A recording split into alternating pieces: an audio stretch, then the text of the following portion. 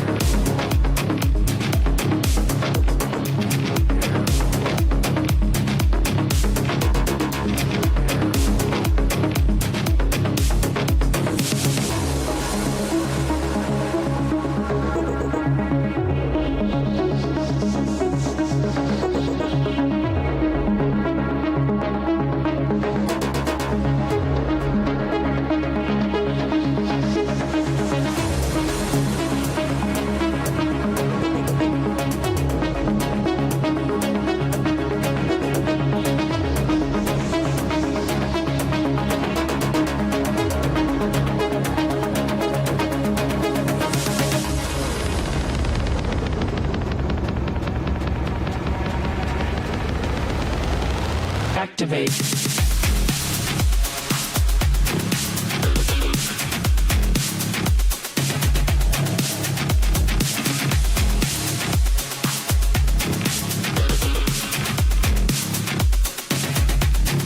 Activate.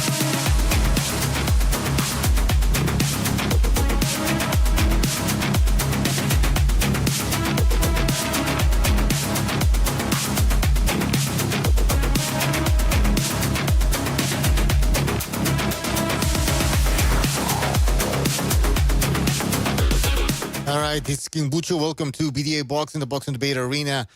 Don't forget to hit the like button. And yeah, let's wait. First of all, shout out to everybody in the chat. Mark, Blue Tack, Dr. Mofongo. Welcome to the show. All right, we're doing like an open lines, and we might open the phone lines as well. So let's get the party started here. Man, I'm from Texas. Do that shit. Yeah, a little bit LA. We live. Oh, We we're live. We live. We live. We live. We're live. Are you guys doing intro or just say we're live? No, no, Oh, no, no, I already did the intro. I already did the intro. Oh, okay. I thought you just started the stream and go, we live. So what are you guys doing? What are you talking about? What's going on here? Well, we're talking about New York. Recognize we're talking about New York N-words. You know, that's the way he says. I can't say it, but he can because he's from New York. But like the boxing then. Okay, so what's a prediction thing? We're starting early. I don't know. Let's just talk about whatever. We can also talk about some news. I got some news. What's the news? Well, let's talk about Crawford-Canelo a little bit. Just before that, I'm seeing a lot of people. Real quick, I'll just say this and then I'll mute. But I'm seeing a lot of people focusing on singular things to pick a winner for this one. Like, for example, you know, like Canelo ain't never beat anybody in their primes. Okay, so that means he's not going to be able to beat Crawford. Their whole argument is based on that, which also doesn't make any sense. It's nonsensical because Crawford isn't in his prime. So, of course, Canelo, if you're going by that logic, Canelo could beat him. Then the other thing I keep hearing is, you know, like Canelo fans too, or some people are picking Canelo, they go, Crawford ain't going to be able to handle the power. Okay, but that sounds a lot like what Wilder fans used to say when he was on the field. It's like, man, you know, you can outbox him, but you can't escape that power. And then what happens if you can't take his power? Then what's plan B? But then the other thing I'm hearing is Canelo, all he's got is strength. All he's got is strength. And I was perusing some of the older videos we've done, and I'd done a compilation of people talking down on Inoue prior to the Stephen Fulton fight. Verbatim, some of the things we're hearing about Canelo, they used to say about Inoue. All Inoue has is punch. He's only strong. That's all he has. Fulton's got the edge in speed, footwork, IQ, movement, athleticism. There was a guy earlier who called into today's show in the morning edition. And, he was making some good points. But then he starts saying, I'm going to pick Crawford because he's got more athleticism, the IQ, the speed, better footwork, longer arms, bigger hands. And I'm thinking, okay, come on, what bigger hands? Like you're just throwing everything you can in the blender, see if it works, That's what they're doing. Why not say big feet? And then from big feet go to big cock. I mean, come on, that's where he was probably going. So, so that's where people go. And again, with Stephen Fulton, people were picking him because he was undefeated and he was American. I suspect a lot of people did that. I'm not saying everybody who picked him did it because of that, but I saw a lot of those comments. And then one last thing, the funny thing is, after Inoue dominated and stuff Fulton, Clarissa Shields, she posted, wow, I'm impressed by Inoue. I never really seen him fight other than highlights. So she never. So that's what people keep that in mind when you hear the so-called experts and professional boxers make a pick. Most of them don't watch full fights. They'll watch highlights here and there. That's pretty much it. You don't know. You don't know. They watch the full fights. Exactly. I'm kind of simplifying it too. I just think that Canelo's used to fighting bigger dudes. He's used to punching through that. So I just think that the smart pressure that he can still apply. I don't think he's in his prime. I definitely don't think he's in his prime. But I think he's still smart enough and good enough where he knows how to close in that gap and put that pressure that he'll catch Crawford with something, and either stop him because Crawford's going to go all out, or he's going to end up retreating. Do I say that there's no way he can win? I think he can win, but it's going to be very negative, and it's going to depend on Canelo. If Canelo, gives away too many rounds, in other words, Canelo got to beat himself. Yeah, I mean, if somebody asks me, can Crawford win? Is it possible? Yes, it's possible. I mean, but here we're talking about how likely is it that Crawford can win. I think it's unlikely. But is it possible? Of course. I mean, it's a guy with two hands who's going in there throwing punches. I mean, yeah, I think it happened. Yeah. And you're right. It's up to Canelo, in my opinion. It's up to Canelo. If he loses the fight, it's because he didn't do something. Crawford's not a better boxer, is what I'm trying to say. Crawford's not a better boxer. He's not more skilled than Canelo. These people need to get this out of their minds. They have been brainwashed. I keep asking these people who claim that Crawford is more skilled. Show me a fight where I go like, oh shit, look at those skills. Yes, he's definitely more skilled than Canelo. Which fight?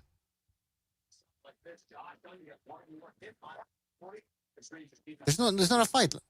Canelo against Golovkin. I mean, the Spence fight was very impressive because he just picked him apart. But what gets me is when people go, Crawford has a better skill set, right? But then you look at a lot of his fights against guys that never went on to do anything. Like I keep saying, Jose Benavidez Jr., he got a robbery win over Miguel Herrera, I think a year or two before he fought Crawford. Then he fights Crawford, gives him hell. And then afterwards, didn't do anything of note again. So people that keep bringing, I mean, that's Crawford. I didn't see the supreme IQ that people talk about in that one. I saw him keep plugging away, and eventually in the last round, he landed a right uppercut, I think, and he knocked him up. Again, that was the power. What people always talk about Canelo, all he has is power. It's one of the big reasons why Crawford's been successful in the lower weights, because of his power. Same thing against Kell Brook. He was getting outboxed before he landed a short, like corkscrew right hand. Same thing against Sean Porter, against Evanesian, Kavaliauskas. Although Kavaliauskas not so much. I do give him credit for that one because he ended up pushing Kavaliauskas back, which I admire. But which other for the Madrimov fight? See, Madrimov, he could knock him out, and it was a close fight. And that's the thing. The other thing that gets me is when people go, "No, that was no hard fight. Crawford won that fight easy." I go, okay, so now when I hear that, I go, either you're being disingenuous or you don't know what you're seeing. It's gonna be, I mean, I don't know how else to look at that. I don't know how anybody can look at the fight and go, oh yeah, Crawford dominated, whooped his ass. See, when somebody says something, oh, he's recognized trying to speak, I can hear him. I'm here. Go ahead. Oh, okay. He's eating. Yeah, so I We can can't. see him I like can't eating really. a sandwich. Yeah. He's eating waffles with ice cream. I can't. I can't trust anybody who says that right off the bat, because right Yeah. off the bat we're getting off a bad starting point with the conversation. But here's the other interesting thing I wanted to ask you guys, because I think we've already talked about the skill. I want to explore a new avenue that I didn't get a chance to hear from you guys. Earlier this morning, I did the morning episode, and I talked about Bo Magic's revelation. I don't know if you guys saw the video he did over at Ring TV, where he was at the barbershop. Oh yeah. He said, they asked him about the weight, and he said, "Oh no, I purposefully kept Crawford at 147. He should have been at 168 a long time ago. I just kept him at 147 to take advantage of that."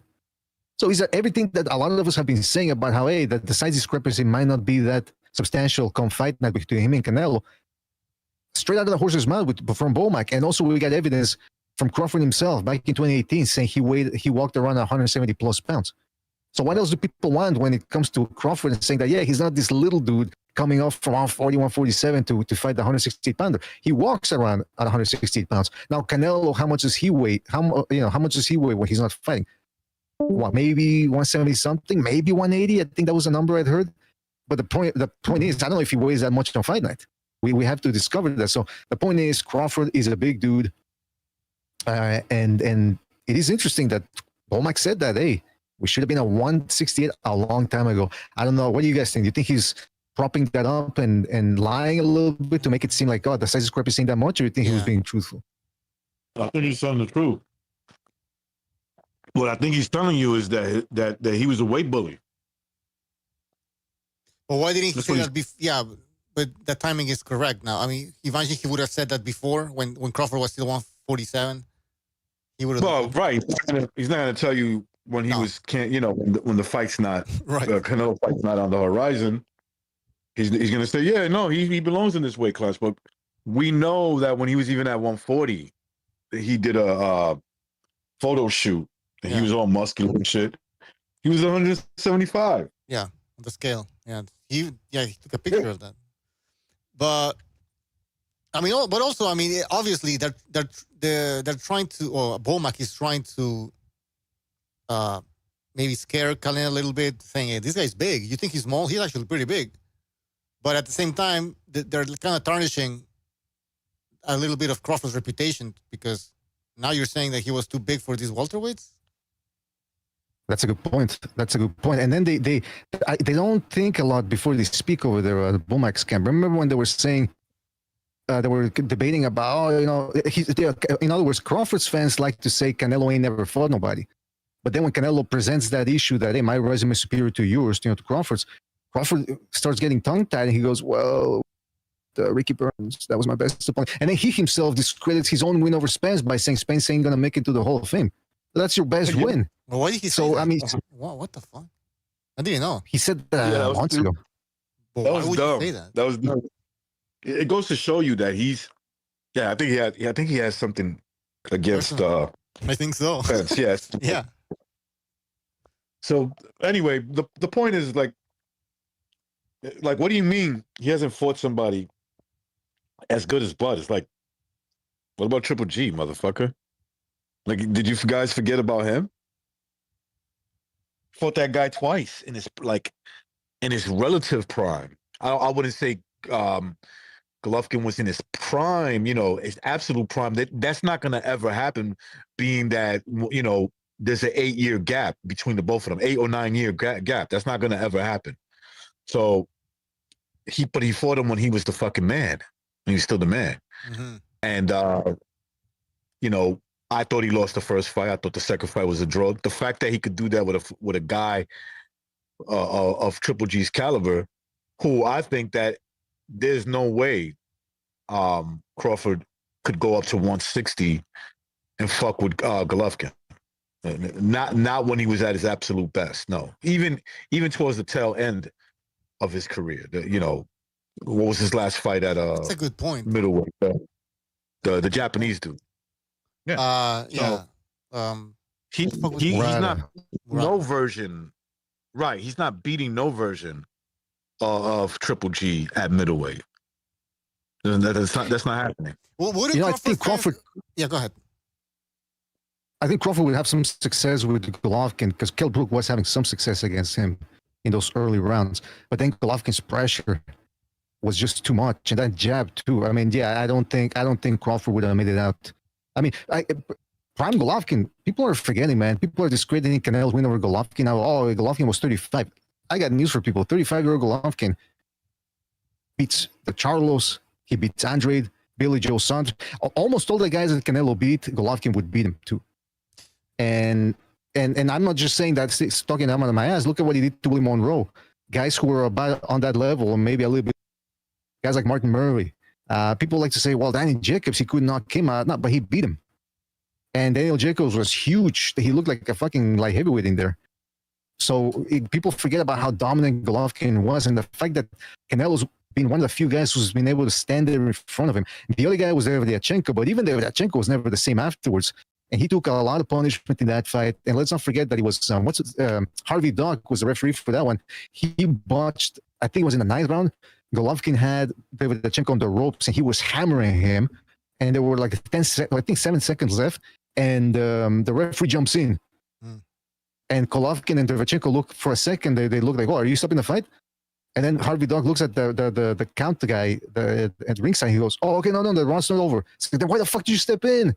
Golovkin had him. So anyway, what I'm saying is even a guy like Derevyanchenko had to be throwing a shitload of punches just to keep Golovkin occupied. And even he went to hell to try to achieve that. If you were going to fight Golovkin, you couldn't fight him off the back foot. And there's a very few guys out there in that generation who could have stood toe-to-toe with Golovkin. One of them was Canelo. So I don't know. I think people don't give him enough credit for those fights. BDA, people who are picking Crawford to beat Canelo, would they also have to say that Crawford would have beaten Triple G? The people who are picking Canelo, the people who are picking Crawford now, would they have to pick? Yeah, would they have to pick him against Triple G? You're saying? Yeah, I'm pretty sure they would. Yeah, again, they don't. If they don't think highly of Canelo, who beat Triple G, then they're not gonna think very highly of Triple G. So that's pretty crazy. That's crazy. All right, guys, don't forget, everyone in the chat, hit the like, and you can hit the link if you want to join and join the debate. Go ahead, Recognize. I was just thinking, Low Place's favorite song, Triple G's a Failure. Triple G is a failure. Hey, we had in the chat, what the fuck's his name?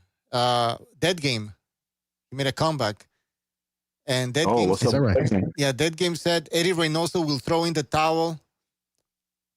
Terrence by stoppage. Whoa. I started. Yeah. When he was getting beat up by Bivol, The white towel. but he's gonna do it. He's gonna do it with Crawford, right? So he didn't do it with Bivol, but he'll do it with Crawford. A lot of people are saying that Crawford's gonna stop Canelo, man. I'm not even joking. I see in the comments, and especially now that there's all these videos of Crawford looking really bulking up. He's gonna stop him now. You know, I was convinced he was gonna beat him up, but now with this added weight, he's gonna knock him out. That's what they're saying. I mean, anything's possible in boxing, but just because something might be possible, there's likely and then there's unlikely, right? And I think a lot of people are banking on Crawford just having this dog that's going to get him through anything. And I'm thinking, again, the thing is this, again, when we go back to the skill level and people go, no, Crawford's just that much more skill. How come he could not box Kavaliauskas? How come he had to step to him and slug it out with him? And it worked. And it worked, though, for Crawford's, to his credit. Right. See, a lot of fights, but why did he have to do that? Why couldn't he just keep boxing? Why did he? I know it's possible. Some people could say, "Oh, it's because he wanted to put a stamp on it." You know what I mean? Like he wanted to give the people a show. I mean, this is a guy who completely bored the audience against Postal. He's a guy that you can tell really doesn't really care much about the audience. The way he doesn't care about the media either. He's very antagonistic, very difficult to deal with from the promotional side as well. All of a sudden, he cares about giving people a show. Yeah, I don't know. But if that is true, then he would have tried to do that against Postal. Exactly. Or Madrimov. He never could. Yeah. Oh, yeah. I think he realized with Kavaliauskas. Was it Kavaliauskas you mentioned, or who was it? Yeah, the Kavaliauskas fight. Like Kavaliauskas is out of all the guys that Crawford has fought that looks or it might be comparable to Canelo. It's Kavaliauskas. He's got the build, the power, but of course he likes the defense, the relaxation that Canelo brings. Obviously, also the punch selection, and so but he could not box him. Right. And that's what people are. That's what the majority of people who are picking Crawford expect him to do. He's going to style on Canelo, and I'm thinking, well, he couldn't do it to Kavaliauskas of the back foot. And are you expecting? I told sources on last Monday. It's like I had a crazy feeling at that time that maybe Crawford was gonna try to stand his ground against Canelo. I'm still thinking that maybe he'll try it at some point, stand his ground, try to dig to the body. Every time Canelo loads up on a shot, Crawford might try to sneak in some uppercuts to the body. But then by doing so, he's gonna be dropping his hands if he's throwing uppercuts. So I don't know. I mean, we'll see. We'll see. I'm very intrigued by this fight. Should I open the phone lines for a little bit? If you want to, yeah. All right. If he stands his ground against Canelo, if he does, he's going to get hurt. I'm not saying he's going to definitely get stopped, but he's going to get hurt. Going to get hit with a big shot, and it's going to hurt him. Because it would be a pop. I mean, let's think about it for a second. Does Errol Spence hit harder than Canelo? Yo. No. Does Kavaliauskas hit harder than Canelo? No. Right. So those guys probably don't hit as hard as Canelo does. Canelo's used to punching guys bigger than him. On average, you know, his career since he's moved up to 168 has been guys bigger than him. Even at 160, the guys were bigger than him. Right. Well, the other thing about that is it's not just...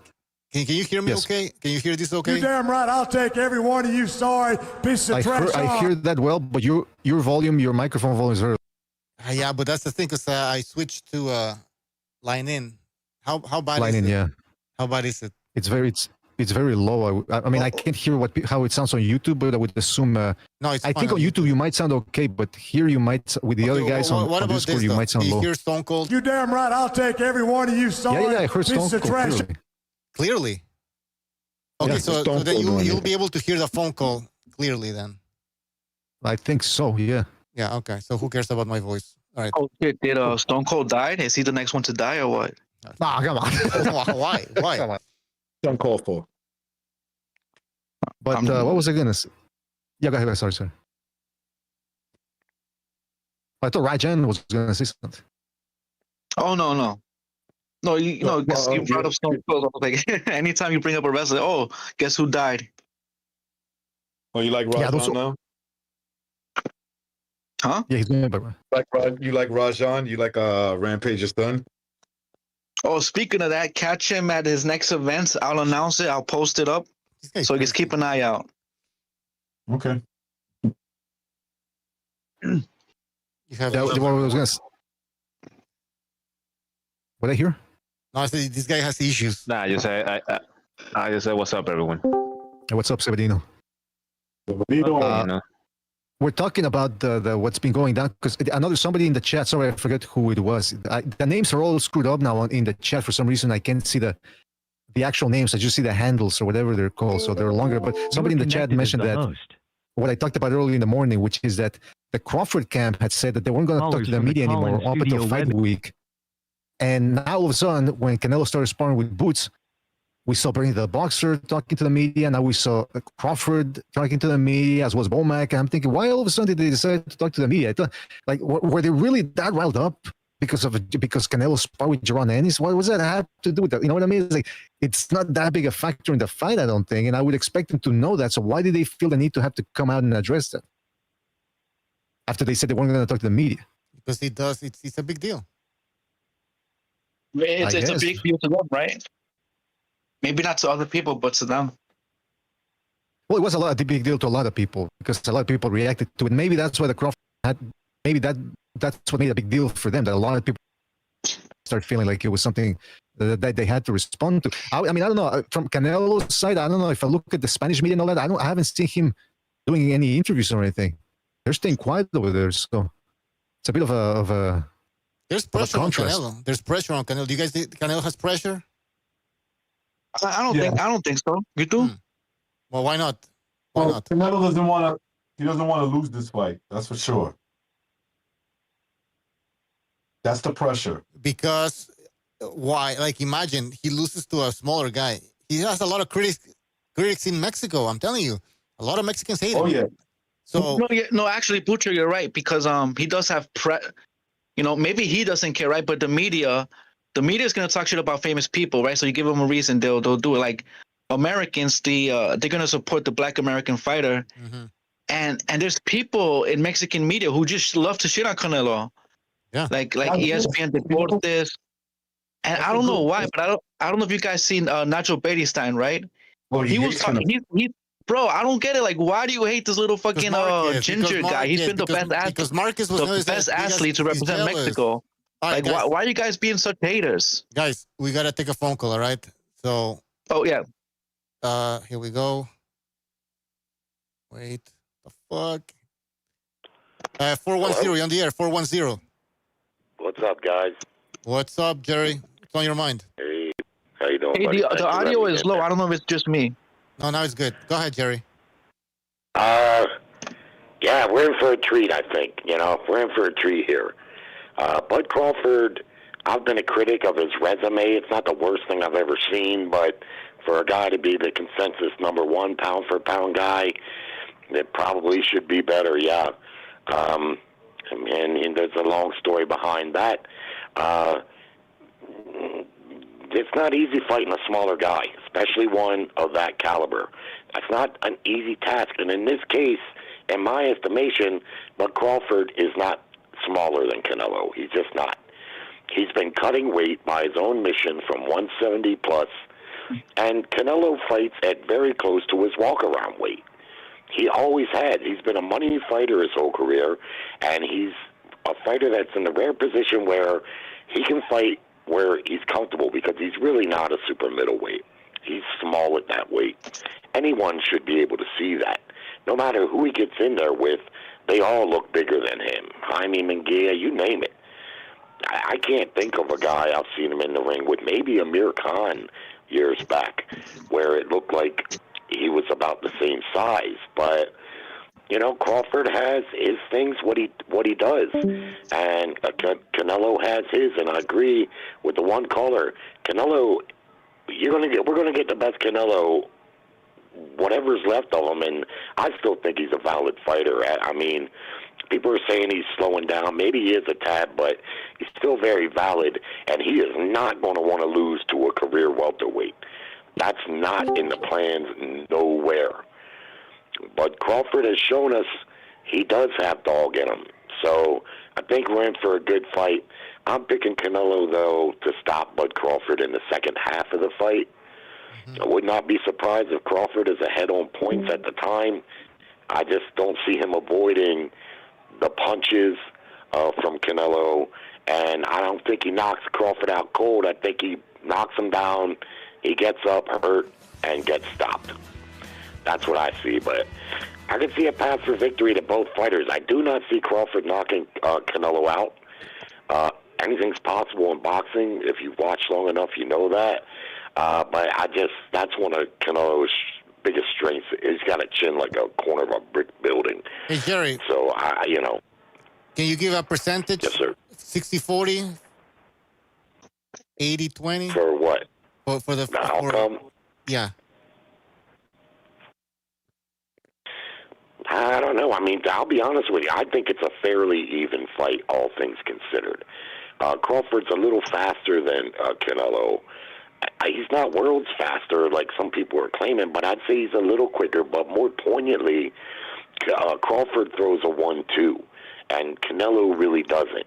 And Crawford's pretty fluent with that 1-2. That's how he beat Madrimov. Madrimov had some moments, he did, but Crawford, in the moments in between, kept bouncing that 1-2 off of Madrimov's forehead. That's why you see at the end of the fight, Madrimov, he's got a little damage, but his forehead is all banged up. And that came from those 1-2s. Canelo cannot afford to fight this fight at mid-range like he typically does. If Canelo comes out there, he's not going to win it at long range. Neither one are going to win at long range. They don't neither have the height nor the reach to do that. So that puts the fight at mid-range. I don't like that fight there for Canelo at mid-range because Crawford's a little bit quicker, and he has a 1-2, and he gets it off. I do not like that fight. I mean, something could happen for Canelo there. I think Canelo needs to do in this fight. Oddly enough, what I haven't really seen him do much of, I've seen him do it in spurts, but he needs to fight, what we call Mexican style. He needs to get Bud Crawford cornered and up against the ropes and really try to work him over. And when he gets done, if he doesn't get the damage done complete, when he gets out, he needs to get all the way out. He can't stay at mid-range because Crawford's going to come to get it back. So Canelo's got to get all the way out after and do it in spurts so he doesn't exhaust himself. And that's not going to be easy either because I think Crawford can fight on the inside, but that's where I like to fight for Canelo. He needs to bring the dog, and I think he will, and I think he catches him, the second half of the fight. And lastly, I'll be glad as hell once it gets here, man, because the anticipation is murder. And I'm just tired of hearing people run their fucking mouths about, a lot of people are acting like Crawford's Superman. Like, perfect. I don't know, man. Perfect. Yeah, they're just banking on the dude. Like, I mean, I don't know, man. I mean, I know he hasn't lost, but I also know Pugilistic and Benavidez and Avenesian. Them type of guys don't prepare you for a two-weight division jump to fight a fighter like Canelo. Not in my estimation. And add the inactivity. Right. I think 5 fights in 5 years. I don't know. That may work for him. It may work for Buckley. It works for some guys. I don't know. Jerry, we gotta move on. But I wrote down your prediction. You said Canelo second half of the fight. In the second half of the fight. All right. We'll hear from you later on. All right. Take care. Okay, buddy. Thanks. All right, that was Jerry with his prediction. Yeah, that's right, guys. We're taking predictions. If you want to give them to us, I'm going to write them down. 347, you're on the air, 347. Hey, what's up, man? NPR, how you guys doing? Hey, what's up, NPR? What's on your mind? Well, I think I'm going to change my prediction. I had Crawford edging out a win, at 7-5, but I'm being clear about it. I'm going to lean with Canelo now. Just about the same kind of thing, 7-5, 8-4. And I changed my mind after looking at the Spence fight, and I realized, in other words, which I think was Crawford's most dominant win. I did look also at the Madrimov fight, but I don't think much of what he could do is going to affect Canelo in the same kind of way, because Madrimov does not have the defense that Canelo has.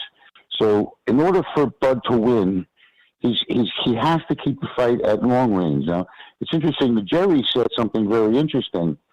He said, don't do it at mid-range. I said, well, but Crawford's best power, all his power, his stopping power, his impressive shots, where he's knocked out David Avenesian, every single one of those knockouts, every single one, look at all his fights, came at mid-in. Who stood up to Canelo ever at mid-in? It's crazy talk. Triple G was the only guy that went toe-to-toe with Canelo at mid-in. Does Bud have Triple G's chin? That's one reason that I'm giving this to Canelo. I don't think that Bud can do damage from the outside. Even Jerry just said it, and I agree with his assessment that it was at long range, but that guy's not Canelo, man. Madrimov is not Canelo. He comes in with his hands down. He doesn't have the best guard in the world. You're talking about a guy with a very good active guard. It's very subtle. He knocks punches down. And the two guys that beat Canelo were Bivol, who obviously has a long range advantage with volume punching and jabbing over and over and over again and making him reset, and also Floyd Mayweather, who took him on a little more inexperienced Canelo, the not defensively minded Canelo, and did what Floyd does. You're talking about the master the master defensive fighter in Floyd. Well, that's not Crawford. Not Crawford, not even close. Mm-hmm. Okay, Crawford gets freaking clipped. And the fact of the matter is, if he goes mid-in with Canelo, Canelo's going to pace this guy. Pace him. One shot. Canelo, what's mid-in? Well, Canelo's got a wicked uppercut. Canelo will tag Crawford to the body. This is such a dangerous fight to fight mid-in. I can't imagine. And that's another thing, too. He can take Crawford's power. Crawford can't take Canelo shots like that. There's no way. No way. Anything that was hit, I saw this video you did with Nadjanov hitting him clean in the chin. Canelo hits him like that, man. It's done. Now Crawford's ass is on the canvas. He manages to get up. NPR, he's running the rest of the way. How do you know Crawford doesn't have a good chin? How do you know he cannot take a Canelo punch?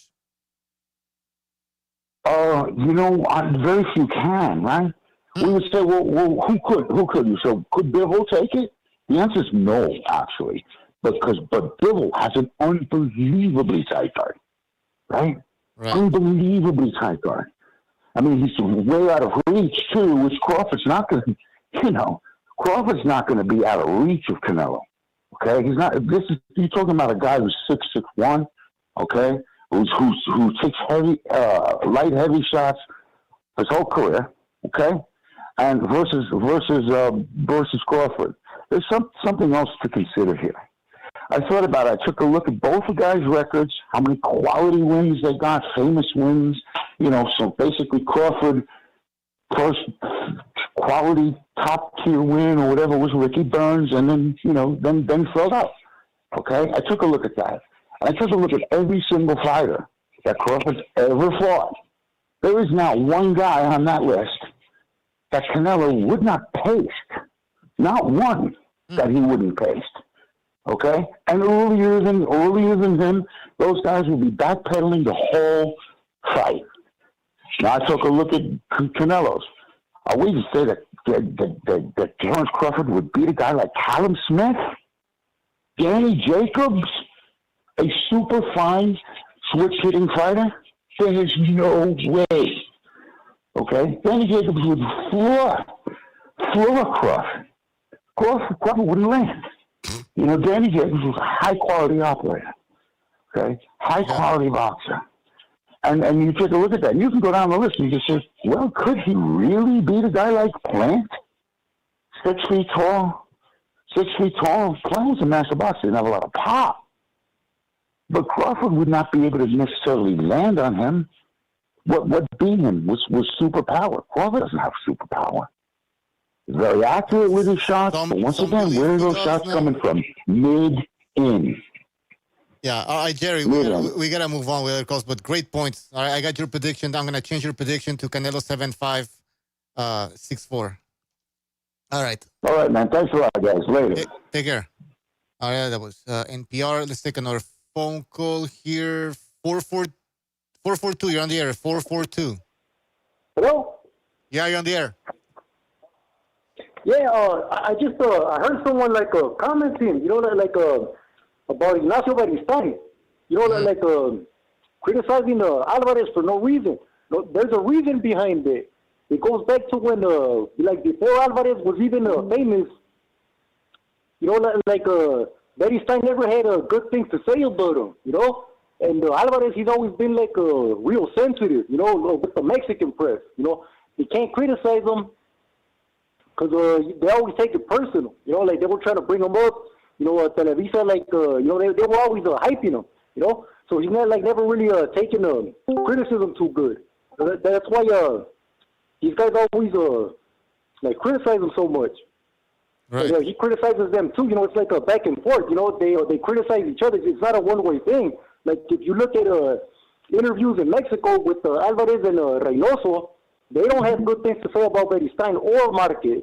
At one point, Alvarez was telling him to come up to 154 and fight. He was actually challenging Marquez. So yeah, it's always been ugly. But when it comes to other trainers and Reynoso, like Betty Stein and Rudy Perez, and they own that guy. It's he doesn't have much success against those trainers. Like when they go fighter for fighter, like in the Mexican boxing scene in the domestic level. Reynoso has nothing on those guys. Then another thing, right? Like Alvarez, with people on it's like styles make fights, Like you can't compare like these other guys to Crawford, because he's gonna come in with a whole different skill set. He's gonna come in like in a lot of ways he's like better than these guys, skill for skill. He has better footwork, he has a better boxing ability. But the thing is the size, that's gonna be the thing. And I don't think Crawford's gonna be able to hurt him, because like Mayweather was about a little bit smaller than Crawford. He debuted a little bit smaller than Crawford. I think 130, and Crawford 135. So Mayweather weight drained Alvarez. He like fought a weakened version of Alvarez, and he was like cracking him at will. But that was after the 6th round. Because if you look at that fight 1 through 6, it was pretty even. Like you could have had that 3-3. It was like pretty even. But once because he had to burn that extra 2 pounds. So like Alvarez was drained. You're never gonna see him that drained again. It's like those extra 2 pounds killed him. And you could see it at the weigh-in. You could see it in the fight. Any other fight, it wasn't skill. He was drained, and Mayweather hit him with everything. He was actually cracking him flat-footed. He was just had no respect for him because he had no conditioning. Like he couldn't. He was basically fighting like a dead man. Alvarez was dead. He was exhausted, and Mayweather's just cracking him at will. Mayweather wasn't able to hurt him, and I think Mayweather probably packs a little bit more punch than what Crawford packed. I don't think Crawford hits as hard as Mayweather. I don't think he hits as hard as him. The thing is that Crawford is more aggressive, But if you look at Mayweather's fights, look at the guys like he beat up, the guys he knocked out. Yeah, I don't think Crawford hits as hard as Mayweather. Like Mayweather would take less shots to take guys out. When he was at lightweight at 130, Mayweather just I think he had more power. That's just my opinion. Mayweather with everything. You're saying there's no the weight range, of course. In addition to that, so you're saying there's no way Crawford hurts Canelo in this fight. No, I just don't see it. I don't see it. Like Mayweather couldn't do it; he was drained. Now he's gonna be at a higher weight. He's not gonna have to cut the weight. Cut as much weight. He's gonna be as far as that goes. He's gonna be stronger than when he fought Mayweather. Crawford's gonna crack. The only way I see this ending is Alvarez knocking him out. I think he's obligated to knock him out. If somehow Crawford pulls this off, he's gonna look real bad in my eyes. Somebody's laughing at your comment that Mayweather doesn't hit. He's saying Mayweather doesn't hit harder than Crawford. Ha ha ha. Yeah, but I mean, what do these guys don't watch boxing? I've been watching boxing since I was a kid. Like I've watched Alvarez since a domestic level. I watch boxing from all over the world. I watch every world title fight in every weight class. I'm a boxing fan. These guys, I don't know what. These comments hey, I laugh at their comments more than they laugh at mine. Believe me. And I just know more about boxing than most people. I've been watching it since I was a kid. My whole life. I know my way around a boxing gym. And it is what it is. Most people disagree with me.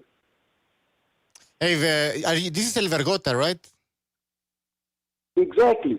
Did you give us your prediction for this fight? Let me check. No, I don't think you have. I'm gonna have to change it. Okay. Oh yeah. Like the mid or late rounds, Crawford's going to sleep. I don't see it any other way.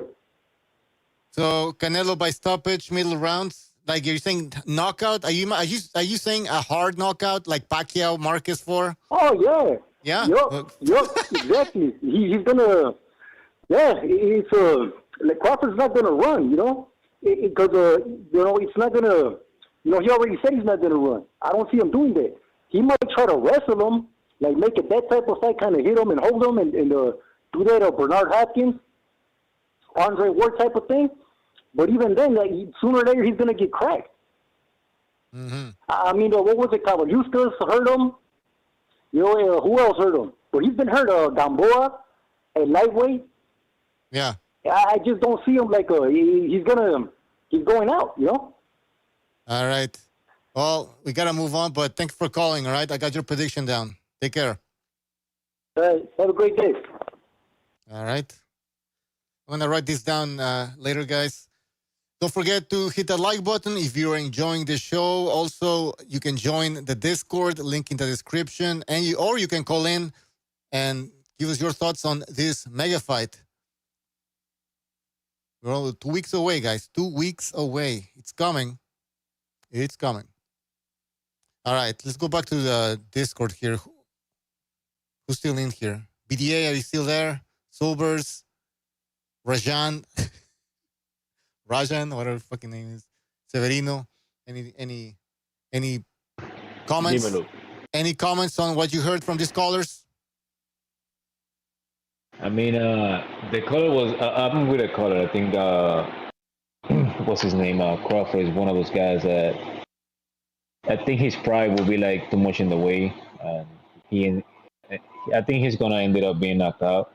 And if you want, I can just give him a prediction right now if you want me to.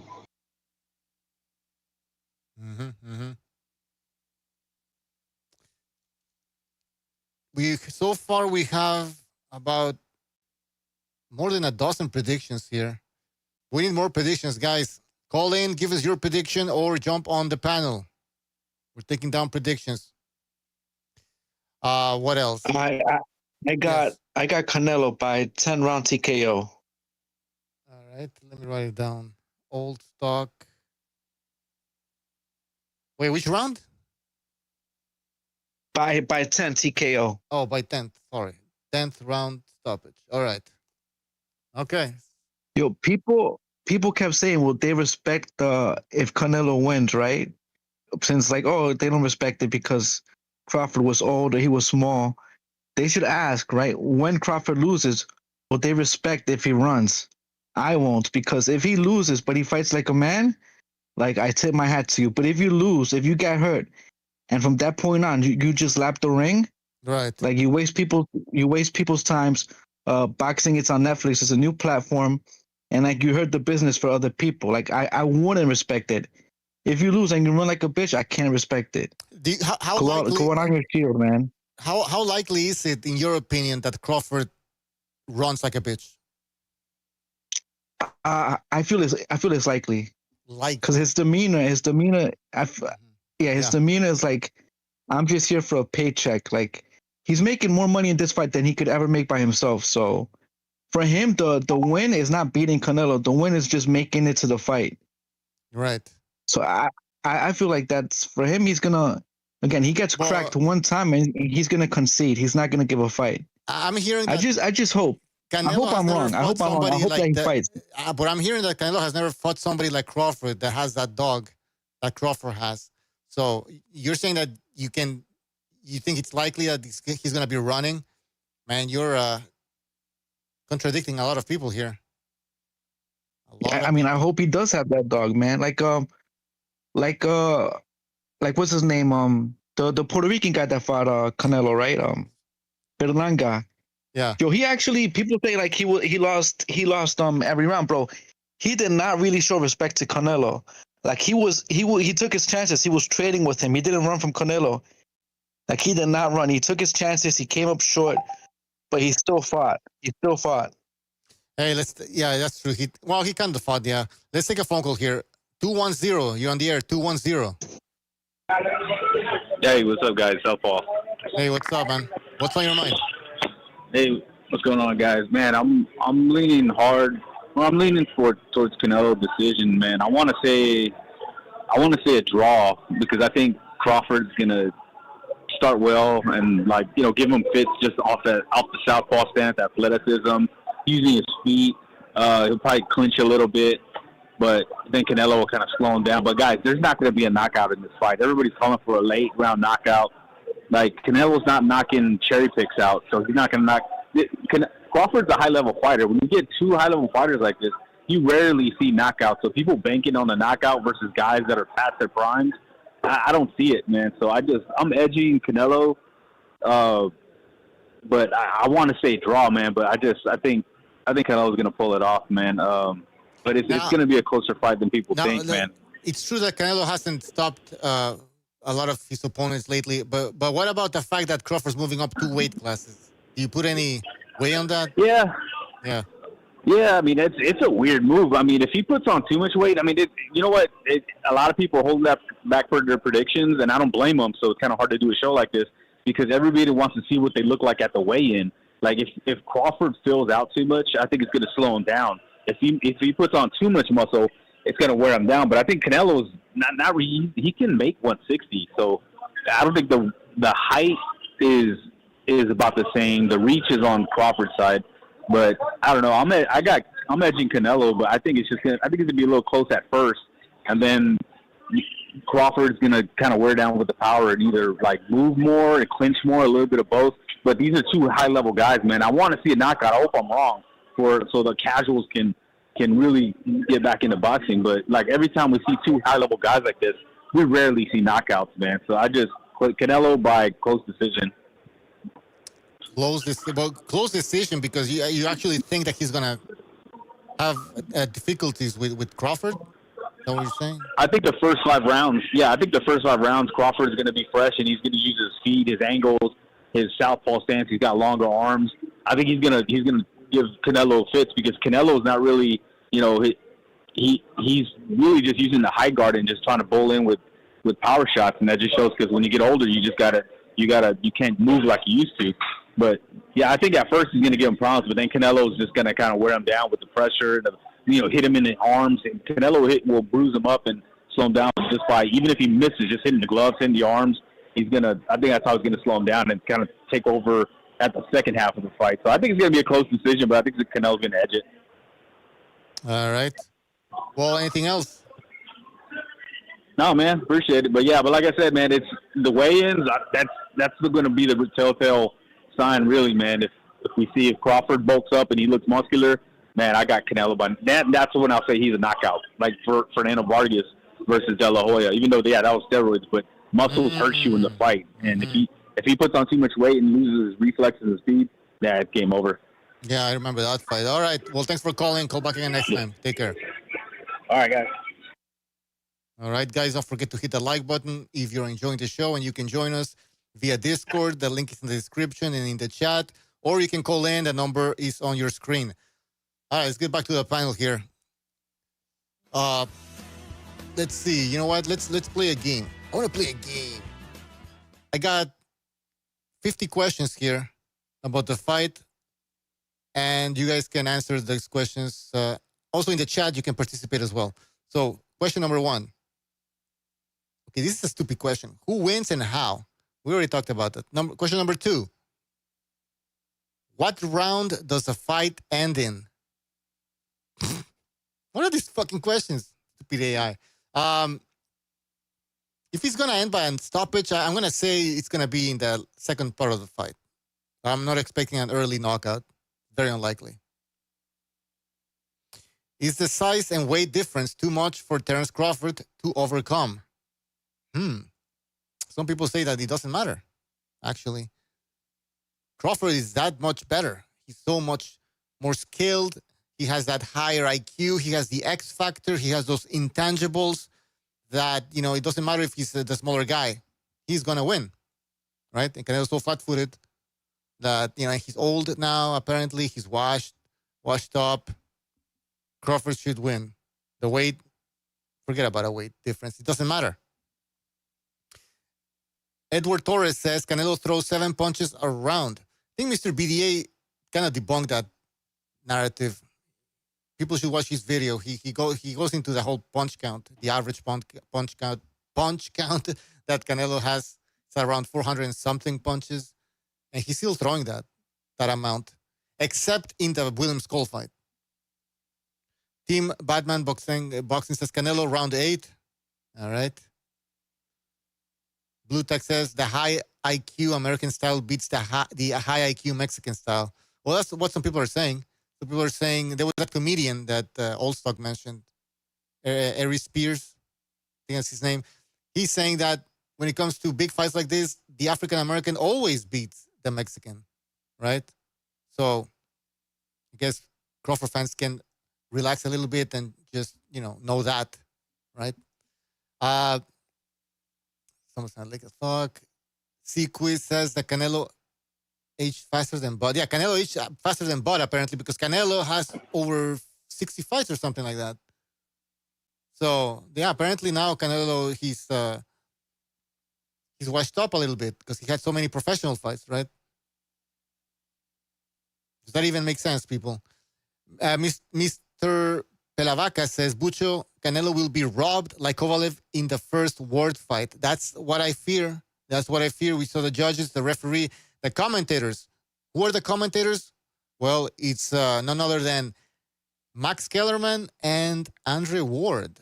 So I think we can kind of get an idea of how they're going to be talking about Terence Crawford. Correct me if I'm wrong. Correct me if I'm wrong. Let's see if we get any phone calls. No phone calls. Guys, don't forget to call in. We're taking your phone calls. What else? I mean, yes, go ahead. You know how the commentary will be with the Irish man on the mic. Andrew Ward. Yeah, of course. No, these guys are going to be all over Crawford. All over Crawford's nuts. This guy says, Blue Tech says, yes, there will be outliers. Duh. But overall, you know that answer. So this is why they think that the black guy always wins. You know, that's what history apparently shows. But what history shows lately, which is what matters, is that black fighters don't dominate like they used to. And that is a fact that you should understand. Blacks don't dominate every division like they used to in the past. So there's a new trend that's happening here. And this fight could be just a continuation of this new trend. So better watch out if you're heavily invested emotionally in this fight. Yes, Rajan. Bucho, be careful. This is what got Paulie. Yeah. This is what got Paulie Malignaggi fired from Showtime. So be careful with your words, right? Good point. Good point. What do you think about this, though, that apparently blacks always beat Mexicans? Or for the most part. Any thoughts on this? So I'm pretty sure on the books it's like that, right? But you gotta factor a couple of things. How many of those wins are black champions bringing up a foreign fighter to a new weight class? I'll give you an example, right? Like Tank. When Tank fought some Argentinian guy, I think he was 126. The guy was like a 126 fighter. Tank brought him to 130 or 135 and knocked him out.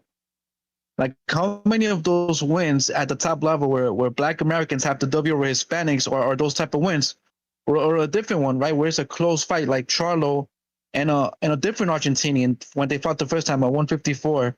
Yeah. The first time, the Argentinian dude definitely beat him. So it's like those W's on paper, like, yeah, okay, on black and white, it is what it is. But if you look closer, like, it's a different story. Yeah.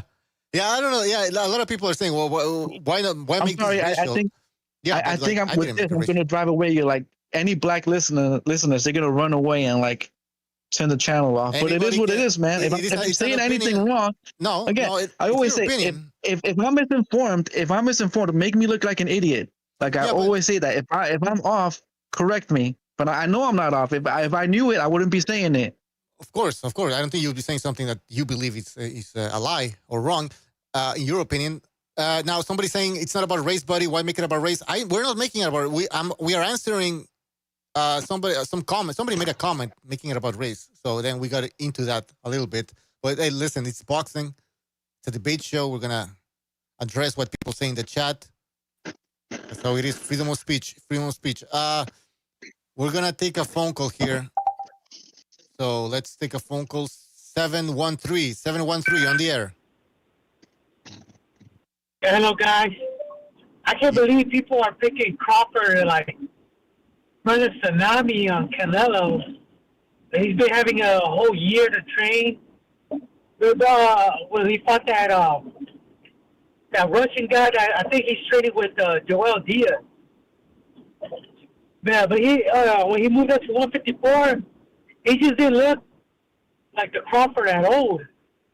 You know, when he was dominating the welterweight division, the 140 division and the 135 division. I think I believe he's moving up sky high in weight, and I think he's going to do anything to Canelo. And, I picked Canelo to win, but actually, in a way, I'm rooting for Crawford, because I think the odds are going to, if he wins, right, hopefully, you're going to make a humongous payday, right? But Canelo, I thought he already fought like 3 people. And then he fights Crawford, that'll be the 4th guy. So he's been active throughout the whole time that Crawford's been missing in action. But I think him taking that skull fight. I'm sorry, go ahead. No, what's your name? Because I want to write down your prediction here. Greg Terrible. Greg Terrible? Yeah. All right. So can you repeat your prediction? Oh, I'm picking Canelo, but I'm rooting for Crawford to win, because if I bet and he wins, hopefully I get a good payday. Forget about the bet. Who's winning the fight? Well, I'm picking Canelo. Okay, Canelo by decision, stoppage? If he stops him, it'll be later in the round. Okay, so Canelo stoppage late. All right, go ahead. Sorry, continue. Yeah. I think Canelo always wins by TKO on the later round. If he goes the distance, he goes the distance. It's been a while since I think since the Kong fight. No. The Billy Joe Sanders. He stopped guys in the middle of the halfway throughout the fight. But if I'm mistaken, though, yeah, it's been a while.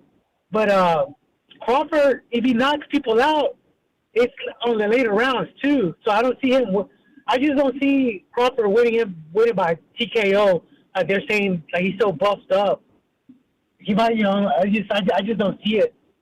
And then of course, Canelo has a big neck.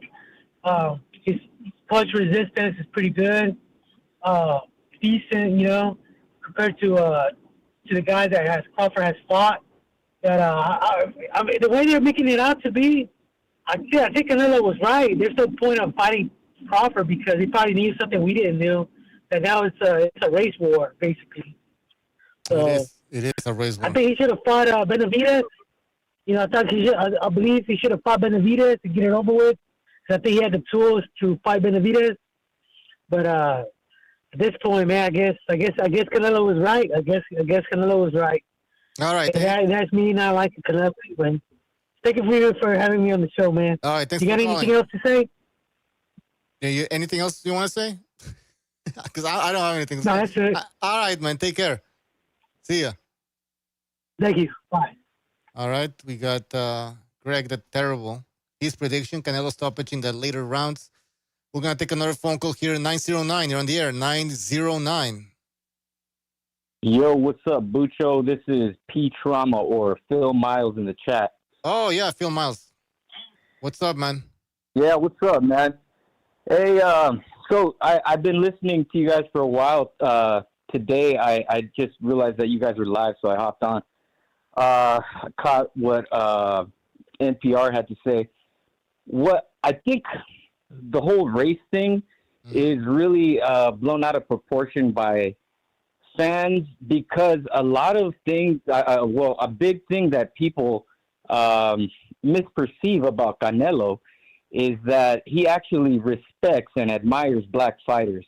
So if you read the latest issue of The Ring, I'm not fucking trying to advertise for them, but I had to get it for the fucking poster and shit.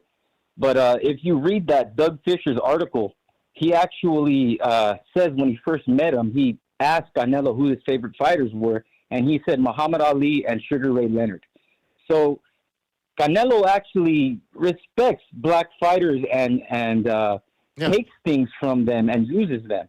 And I think that the size thing is kind of blown out of proportion too. It feels like Canelo's just very unmotivated about this. He always keeps saying, oh, well, Turkey wanted it, so we're going to do it. So, I mean, I can't get past the fact that he avoided the number one contender at 168 for these other guys that just got knocked out. And he's just consistently just let me down. I guess as a boxing fan and as a Mexican-American boxing fan, I guess you can say, the thing that he has going for him is he consistently fights. I give him that, and it provides me entertainment as a boxing fan because I get to look forward to his fights. But I got to go with Crawford on this just because another guy mentioned Crawford doesn't drink or smoke. So I really think that plays into his overall ability. So, I mean, I got to go Crawford just because Canelo has consistently, let me down in a lot of different ways, and I can't go for him now all of a sudden. I got to go for Crawford. And again, it's not a race thing, it's just my opinion, So I'm assuming you're going Crawford by decision. By decision, yes, sir. Not by knockout. I mean, Crawford, I can't really see him hurting Canelo. He can pepper him up, get in and out. Crawford is an ambush style type of fighter. Canelo's going to be there to counterpunch him. If anything, Canelo could stop him with a fucking body shot. I mean, he still hits like a fucking mule. But I think his reflexes are a little bit fucking faded now, man. Just seeing that fucking last fight, some people say just unmotivated and just his reflexes have faded a little bit. In the chat, Commodore 6549 says, caller, keep in mind that Bud has avoided Boots Ennis and Virgil Ortiz. Keep it 100%, dude. I totally think that Virgil would whoop on fucking Crawford. If they fought right now, I think Virgil would kick his ass. Oh, okay.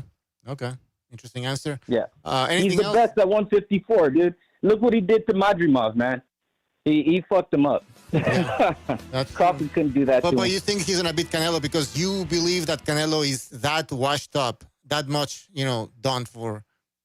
So I just think he's unmotivated, and I think that his reflexes are a little bit on the decline, and I just can't ride with him, man. I've been on the contrary to him like his entire career, so I can't just ride with him now. Like, I got to keep it consistent.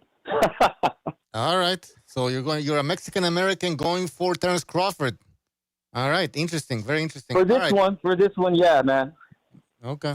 Are you placing a bet on this fight? He should have fought Benavidez. We should be talking about him fighting Benavidez, but yeah, but some people are saying that we should be talking about these Crawford. guys are past their prime. Some people are saying we should be talking about Crawford and Boots Ennis and Virgil Ortiz. So I guess these guys are going they're going for the paycheck. Yeah, these guys are past their fucking prime, dude. They're both Canelo's still 34, but fucking Crawford's almost 40, man. All right. Come on. All right. Well, thanks for calling. Anyway, hey, man, thanks for letting me speak my piece, man. All right, you guys have a good night. All right. That was... Your mom's a whore. Phil Miles says Crawford by decision. Let's take another phone call here. 929. 929, you're on the air. Okay, so the question is, will Canelo get credit if he beats Crawford? No, he will not. Should he get credit if he beats Crawford? No, he should not, because Crawford has been campaigning several weight divisions below Canelo. Mm-hmm. Canelo had viable opponents that he should have faced that he chose not to, such as Benavidez. If he truly wants to challenge himself and be great, etc., he could have had the Bivol rematch or even go and challenge Artur Beterbiev. He could also challenge other people at 168. Crawford has never in his life fought at 168, ever. And now I don't understand boxing, to be honest.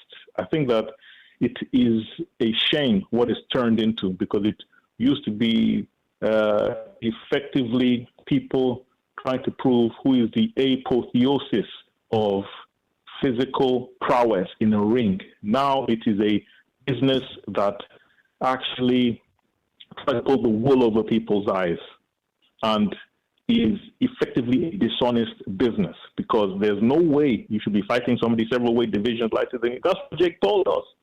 So if you're not going to criticize Canelo, then you can't criticize Big Toe, because what he did, he chooses opponents that are several pounds, 100 pounds lighter than him, 50 pounds lighter, and he fights them, and he says, okay, well, facing good opponents, people that sometimes will lace up a glove in their life. This is the professional version of what Jake Paul has been doing. Sorry to say, but facts are facts.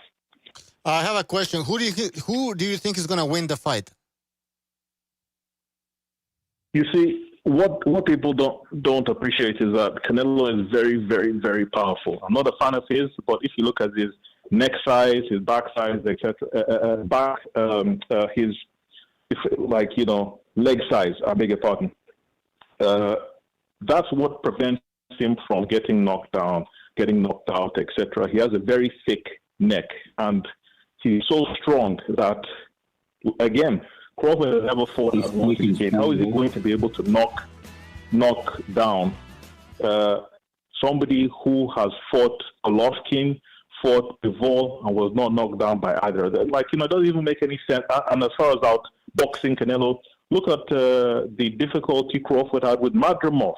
Madrimov is nowhere near Canelo's level. You had difficulty with him, but yet you'll jump up a weight class and go and fight somebody who has been professional since he's 15, been knocking guys out left, right, and center, and so I think it'll be very difficult for Crawford, to be honest, and that's why I partly dislike the fight, because I don't think it's a fair fight. All right, so Lion Legal, you're saying Canelo by stoppage? Possibly, yeah. But right. It's harder for him it's harder for him to knock people out at this stage because he's getting a bit older. So I'd say probably by decision, sadly. But of course, it would be great if Crawford won. That'll be that'll be exciting. Yeah, thank you. All right, thank you for your prediction. Take care. Yes. All right. See, I like this honesty. You know what I mean? Like, he's saying right away, right off the bat, Canelo's too big. I'm not gonna give him credit if he wins. That's fine. That's perfect. My issue is with these people that are picking Terence Crawford to win. And they're saying, they don't even bring up the weight discrepancy. They're saying, Crawford's that much better than Canelo in every fucking aspect almost, that he's going to win the fight. So that's fine. If you're saying that, you can't say after the fight, well, Canelo was just too big. You already know he's too big. So, because this is what's going to happen. I'm telling you, Canelo's going to beat this guy, Crawford, in my opinion, and he won't get credit from a lot of people. They're going to be saying, he was just too big. Or some other crazy-ass fucking excuses. Hopefully we don't get the type of excuses that some people came up with after the Wilder-Fury rematch. Because that was fucking batshit crazy. But I wouldn't be surprised. I'm expecting some people to come up with crazy excuses. The cartels were involved.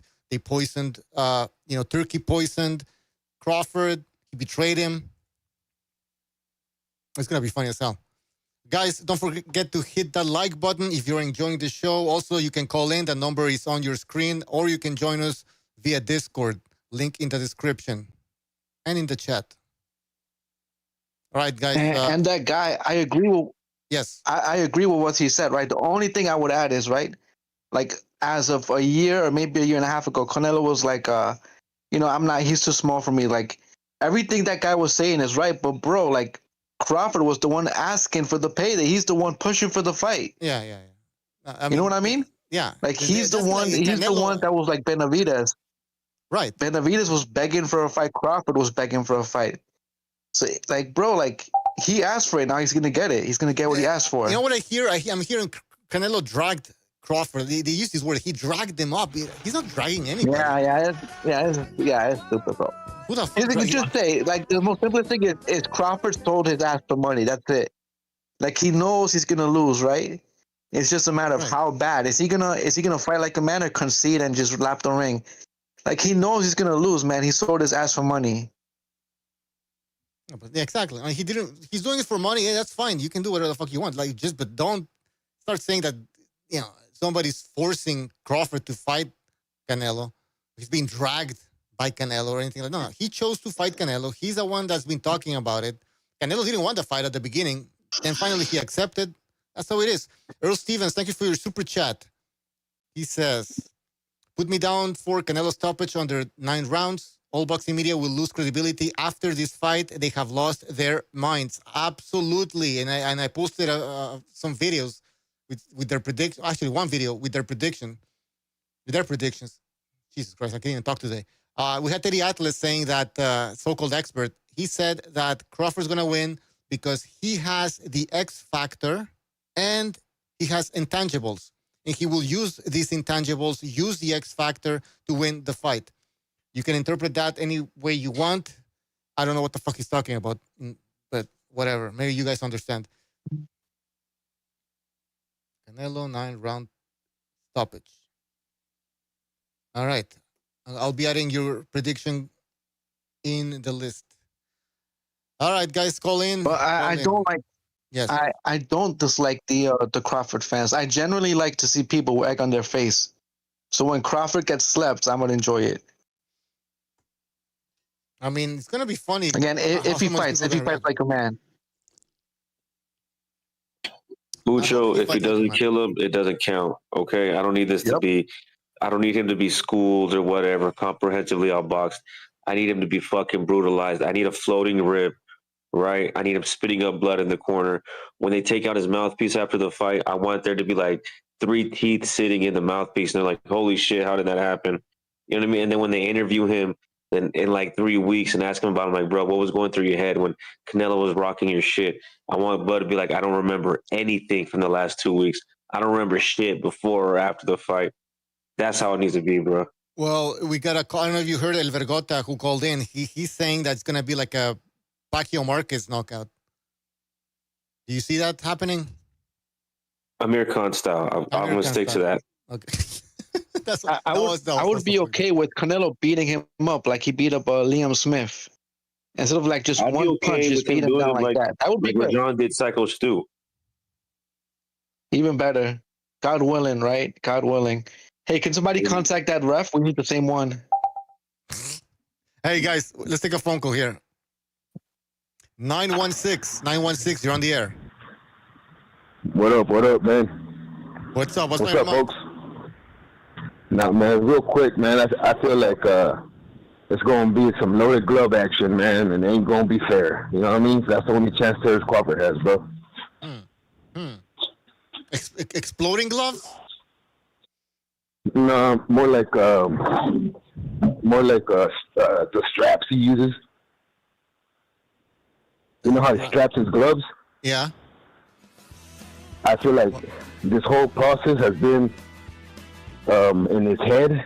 Like he feels like he can knock him out because if he hits him at least twice behind the head with those loaded gloves, it's gonna affect the rest of the fight.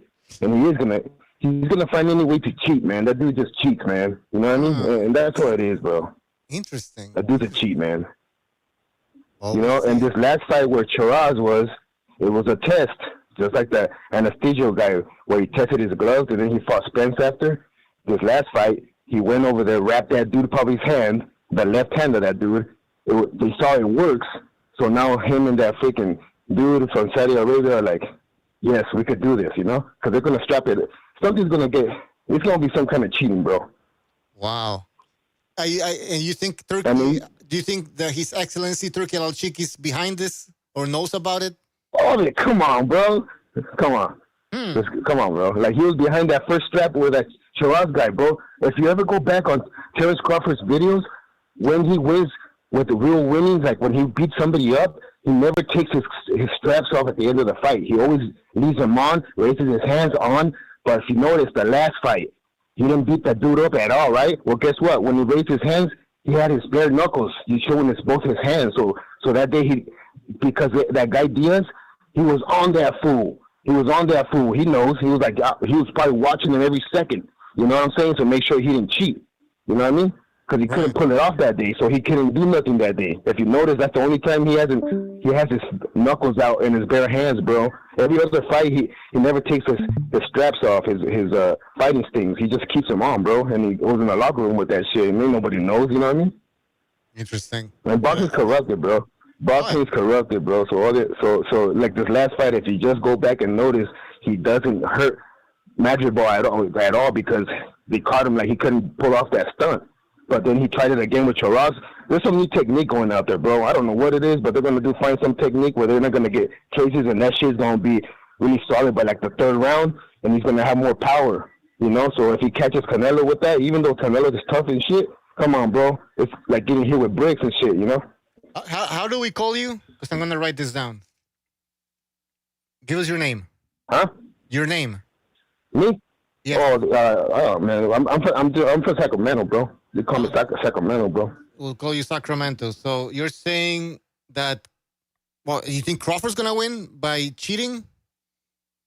If he wins, it's because he cheated, bro. That's the only way shot he has. You know what I mean?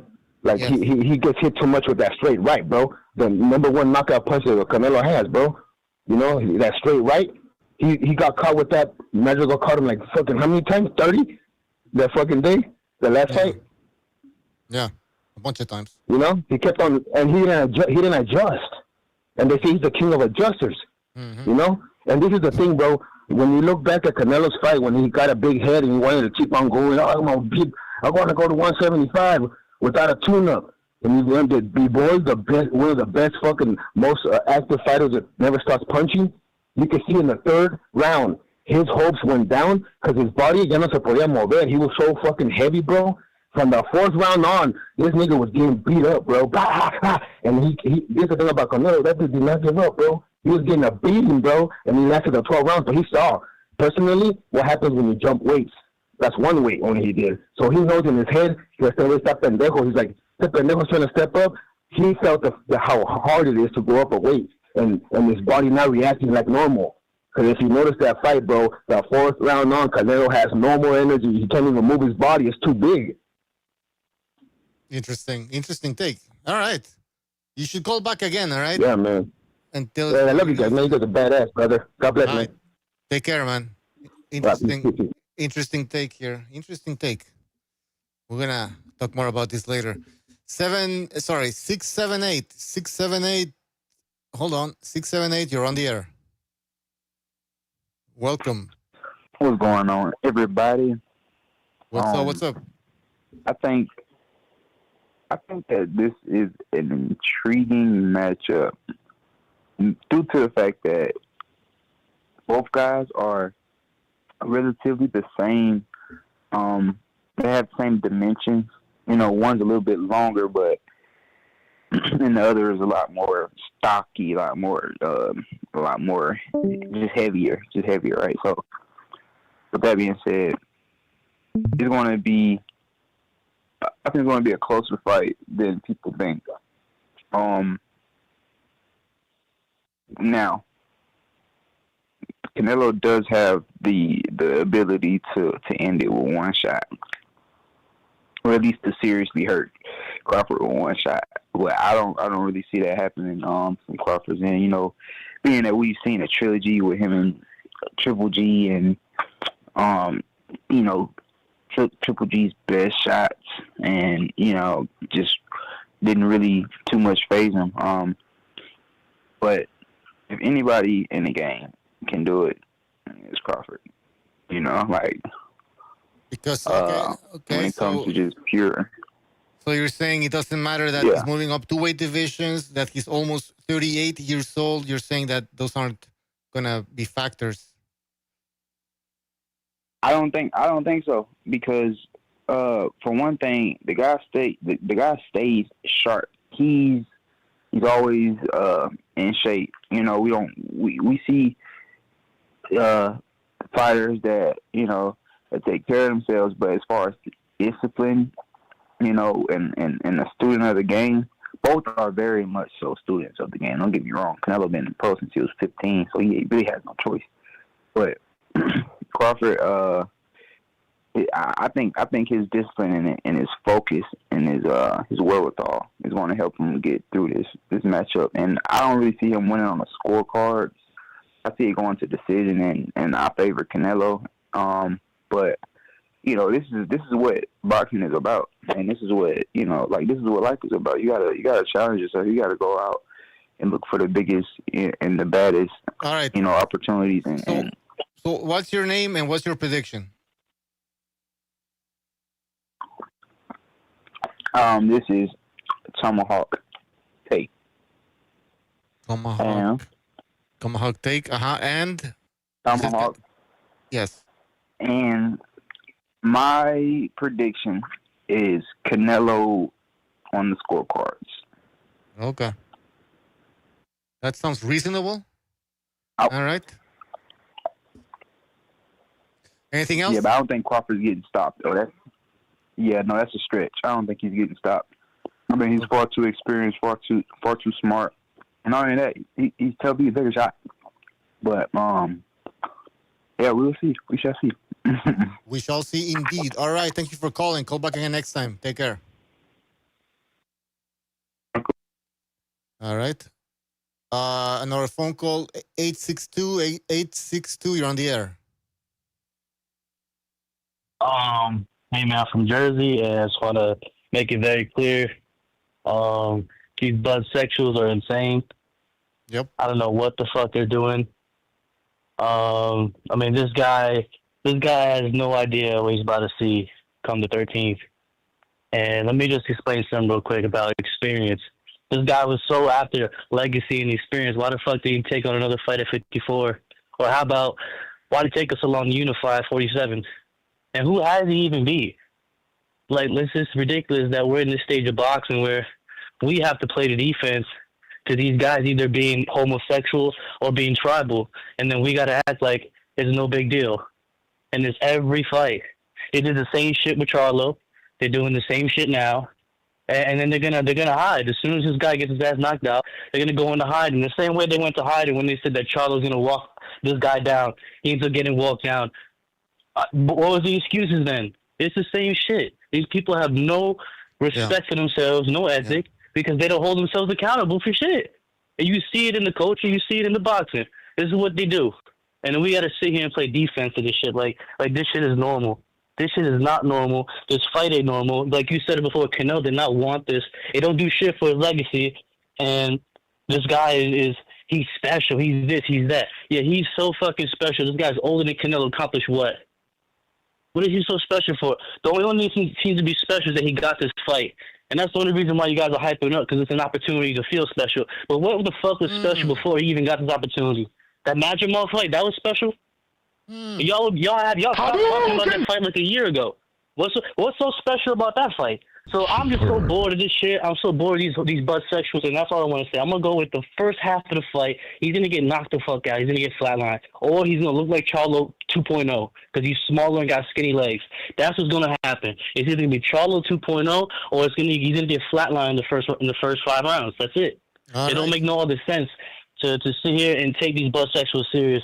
And then you notice they all got a pattern. It's either a Mexican American who's claiming that he's dodging Benavidez, even though Benavidez didn't activate the mandatory and left the weight class. They got all these excuses because it's either they want an American at the top or the face of boxing, or the black people want the black guy at the face of boxing, or the Mexican Americans don't feel real Mexican, so they're going after him. Or it's some other shit in Mexico that's going. It's always some racial, some politics with this shit. And people want to act like it don't play into boxing. It plays into every fucking fight. It plays into since the history of time.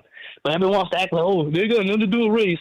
Yeah, okay. And then you got people sitting here trying to say he's faded. Why is he taking on Crawford when he could have been taking on Benavidez? Why hasn't Crawford taken on anyone? He's only taking this fight because of money, not legacy. His boyfriend Turkey gave him this fight. They're acting like he was ducking Benavidez. He was never ducking Benavidez. So who's the one really chasing legacy? It's the guy that's been doing it for the last 10 years. Who's the one chasing money fights and cherry picking? Oh, their next boyfriend they can hype up. That's who's been doing it. And then we're seeing this shit all over again. So that's my prediction, and my name is Death to Budsexuals from New Jersey. Shout out to the channel, and it's gonna be a first half fight knockout, like the first 5 rounds, guarantee it. I'll be calling back in. All right, thanks for calling in. Death to Budsexuals. We'll hear from you next time. Take care. Interesting call. Some people love that call. I'm looking at the comments. Some people are saying it was a great call. Interesting. We want to hear more from you. All right. The second hour phone call. 951. You're on the air. Yeah, so I'm here to back up Mandingo Kryptonite. Mandingo Kryptonite, the cinnamon killer, the Mexican massacre, the man that's going to go down in history as the baddest son of a biscuit that has ever been in contemporary boxing. How people are thinking that Bud, nobody boxing guy, is going to come and beat the ultimate fighter is amazing. That's good sarcasm. Good sarcasm. So what's your name and what's your prediction? So my name is Emiliano Villa, LA. East LA. And this is going to be a joke. This is probably going to be a knockout in the 4th or 5th round. Bud has never fought nobody like Canelo Alvarez. Canelo Alvarez, again, Mandingo Kryptonite. If you're going to tell me somebody that's going to give Canelo a fight, it was probably Mandingo Warrior, right? And Canelo knocked his ass out. So Bud Crawford, just imagine him fighting Mandingo and see what that would have looked like, and see what Canelo did to Mandingo Warrior, right? Unless this is a fixed fight, we're going to see Bud Crawford get knocked out in the 4th round. 4th round. Damn. I can see that. Yeah. Tell us more about what you think about what these Crawford fans are saying. That Crawford has all this IQ, the X factor, blah, blah, blah. What do you think about that? Your thoughts? So right now, America is in turmoil because they see a Mexican champion. And with all the Trumpism going on, the MAGA, the racism, even from the black community, they hate to see Mexicans rise up. They hate to see anybody brown, although Canelo is not brown, but he represents the brown cultura. And so everybody hates to see that because we're supposed to be butlers, right? We're supposed to be car washers. We're supposed to be cleaning your grass, not whooping your ass. So this is why everybody's up in arms about Canelo whooping everybody's ass, black, white, blue, brown. Nobody wants to see it. But we're here, brother. The reality is that Chicano, Mexicano, we're top of the line. There's no doubt about it. From the history of boxing all the way down, you look at the champions that have come from not just Mexico. Look at Andy Ruiz, heavyweight, most underrated boxer in America right now, Andy Ruiz. The man's a killer. The man knows what he's doing, but nobody's going to give him credit, right? Well, we have the number 1 pound for pound greatest boxer in contemporary history, and nobody's giving him credit. America's not building him up. If he was a black man, can you imagine if he was a black man? Can you imagine if he was a white man? I mean, we would be we would be singing songs about this guy, going up to light heavyweight and giving Bivol a good fight. Right? I would have never put him there if I was his manager. Allowing him to fight Mayweather when he was 22 years old with no experience, and we know Mayweather was going to run. We know that Mayweather pays all the refs and all the judges and everybody was on Mayweather's payroll, right? Just run Mayweather and we'll give you the fight. So we know that history. We already know what's going on. And for them to put Canelo that early in his career against the runner, it was the harbinger of things to come, right? You put in a black man against Canelo, and what is he going to do? He's going to get on his bike like Skull. He's going to get on his bike like Charlo. They're going to run. So this is what Canelo does: is he makes Mandingo warriors run.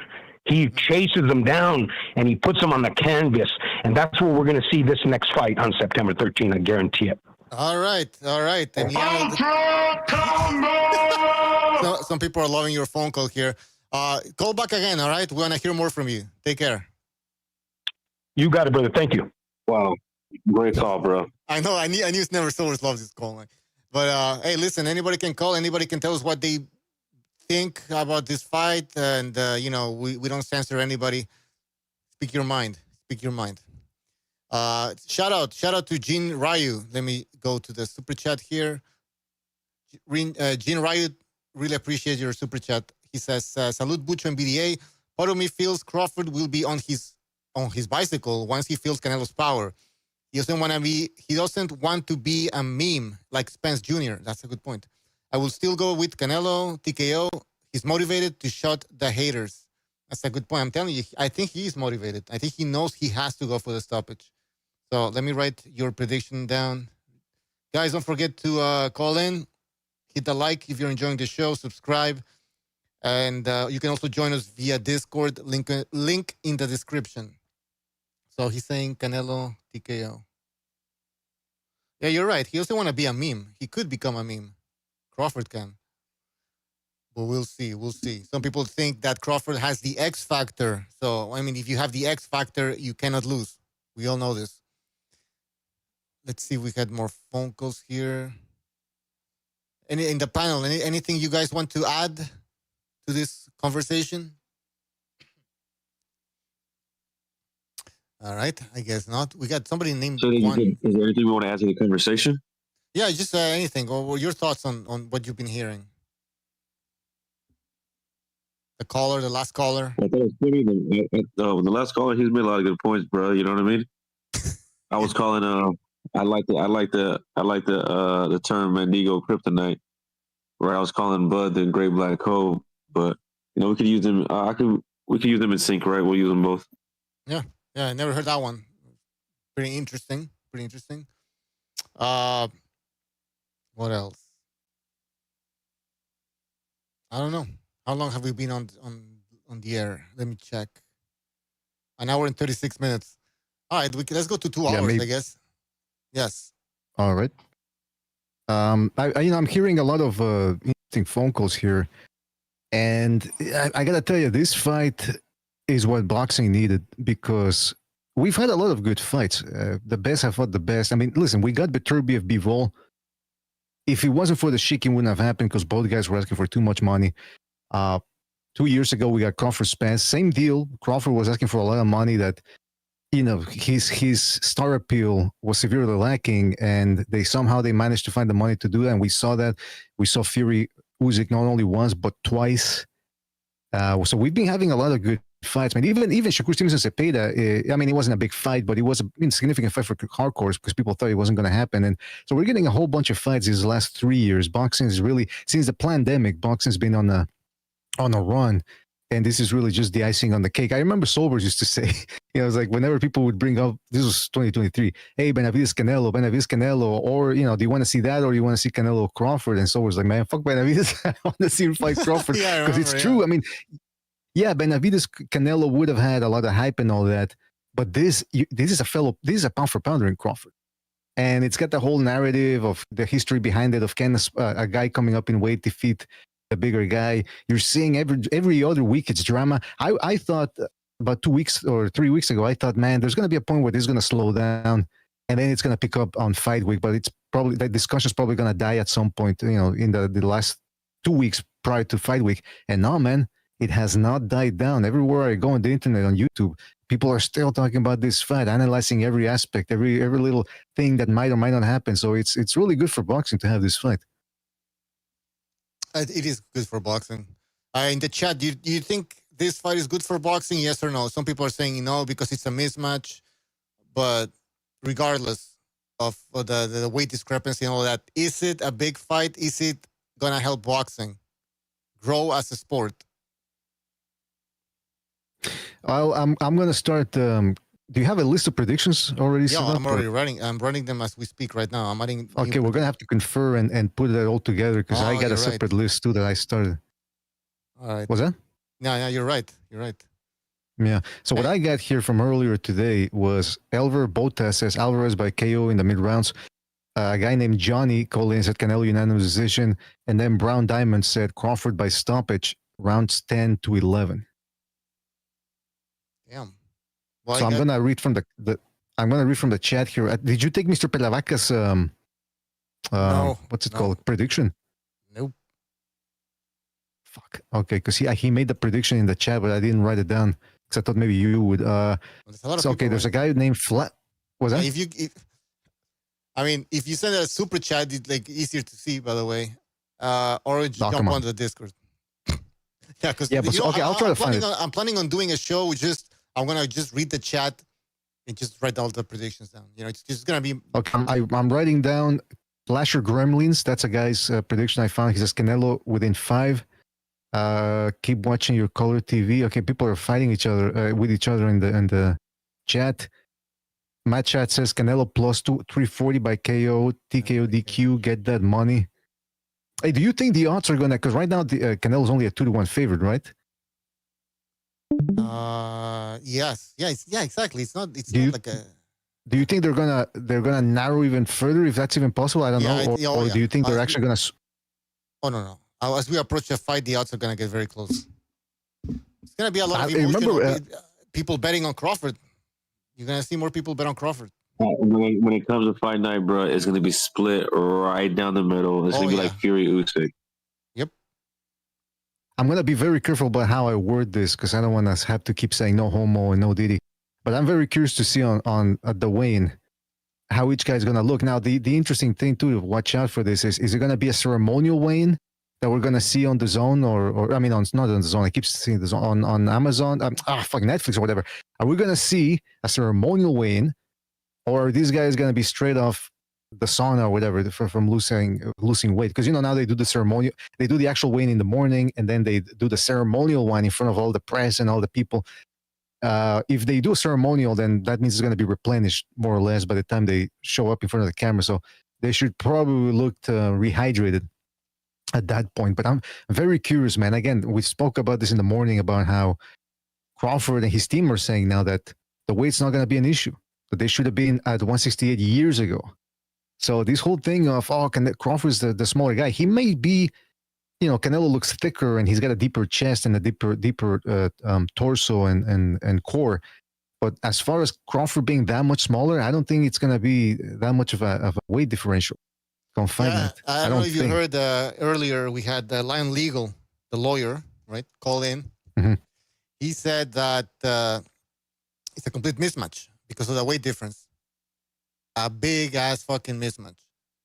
Yeah, so he's speaking. I don't know, but how, I mean, at this point, it's a lot of speculation. How can any of us know how exactly it's going to look on fight night? Because Crawford has been looking, his shoulders, man, upper body wise, he looks very, very strong. Now, again, I know it's not a bodybuilding competition, but he looks to be packing on that weight. And he said that one of the difference between this camp and all the other camps is that this time he doesn't have to cut muscle. So he wasn't trimming fat, he wasn't losing water weight, he was cutting muscle. I don't know if he's making that up to sound like he's Superman and he can keep doing this for as long as it takes, or maybe come fight night. Again, I keep hearing people say, "Oh, Mayweather when he fought Canelo, Mayweather was so much smaller." When they faced off in the middle of the ring during the pre-fight instructions, I didn't see that much of a weight differential. Mayweather looks strong, and that's the interesting thing about Mayweather is the older he got, the more ripped and muscular he got.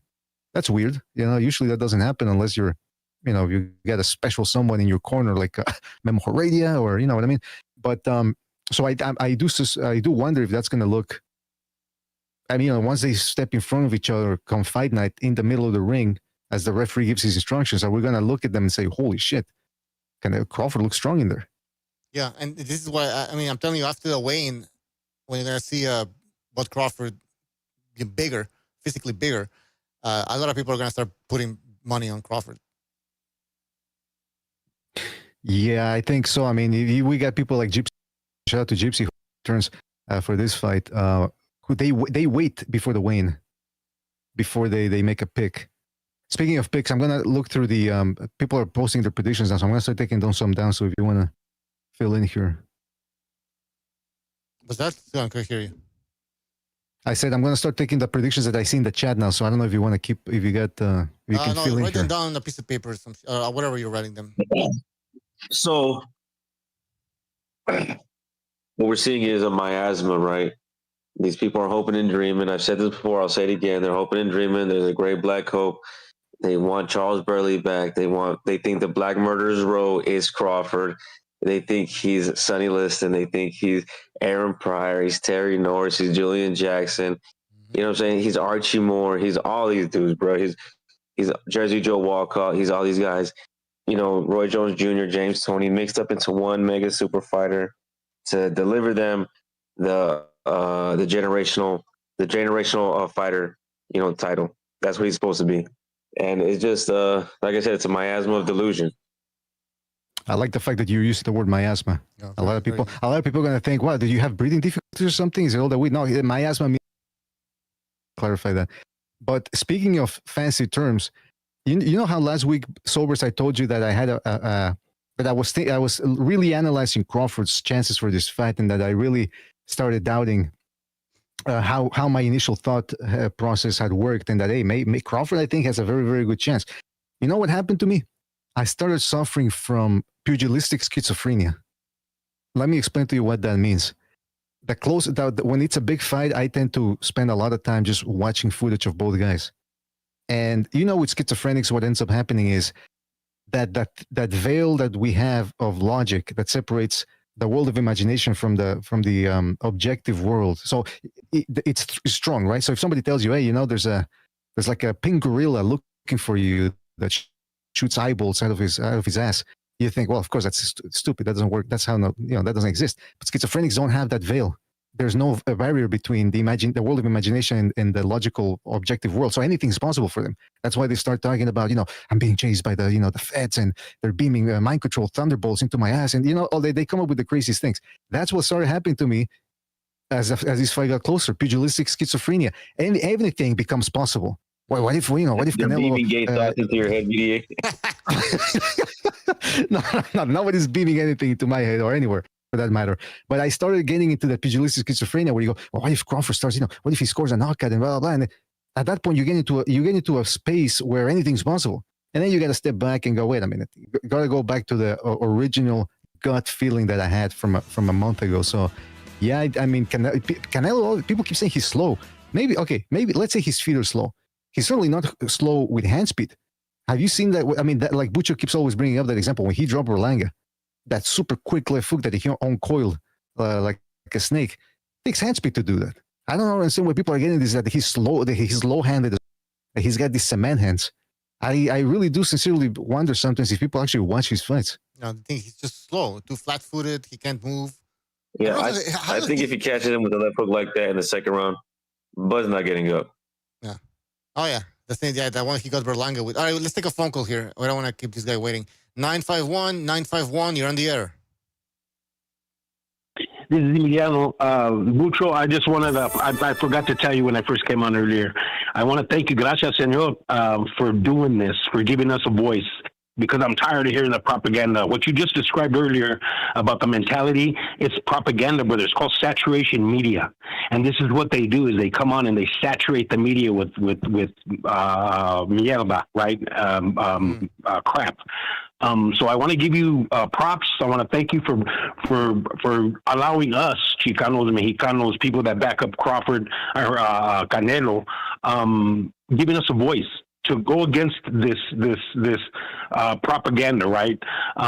So the reality is, and again, just like Charlo, Teddy Atlas came and put his mascot up there, doesn't know what the hell he's saying anymore. He's too old to be commenting on anything. They should put him out to pasture.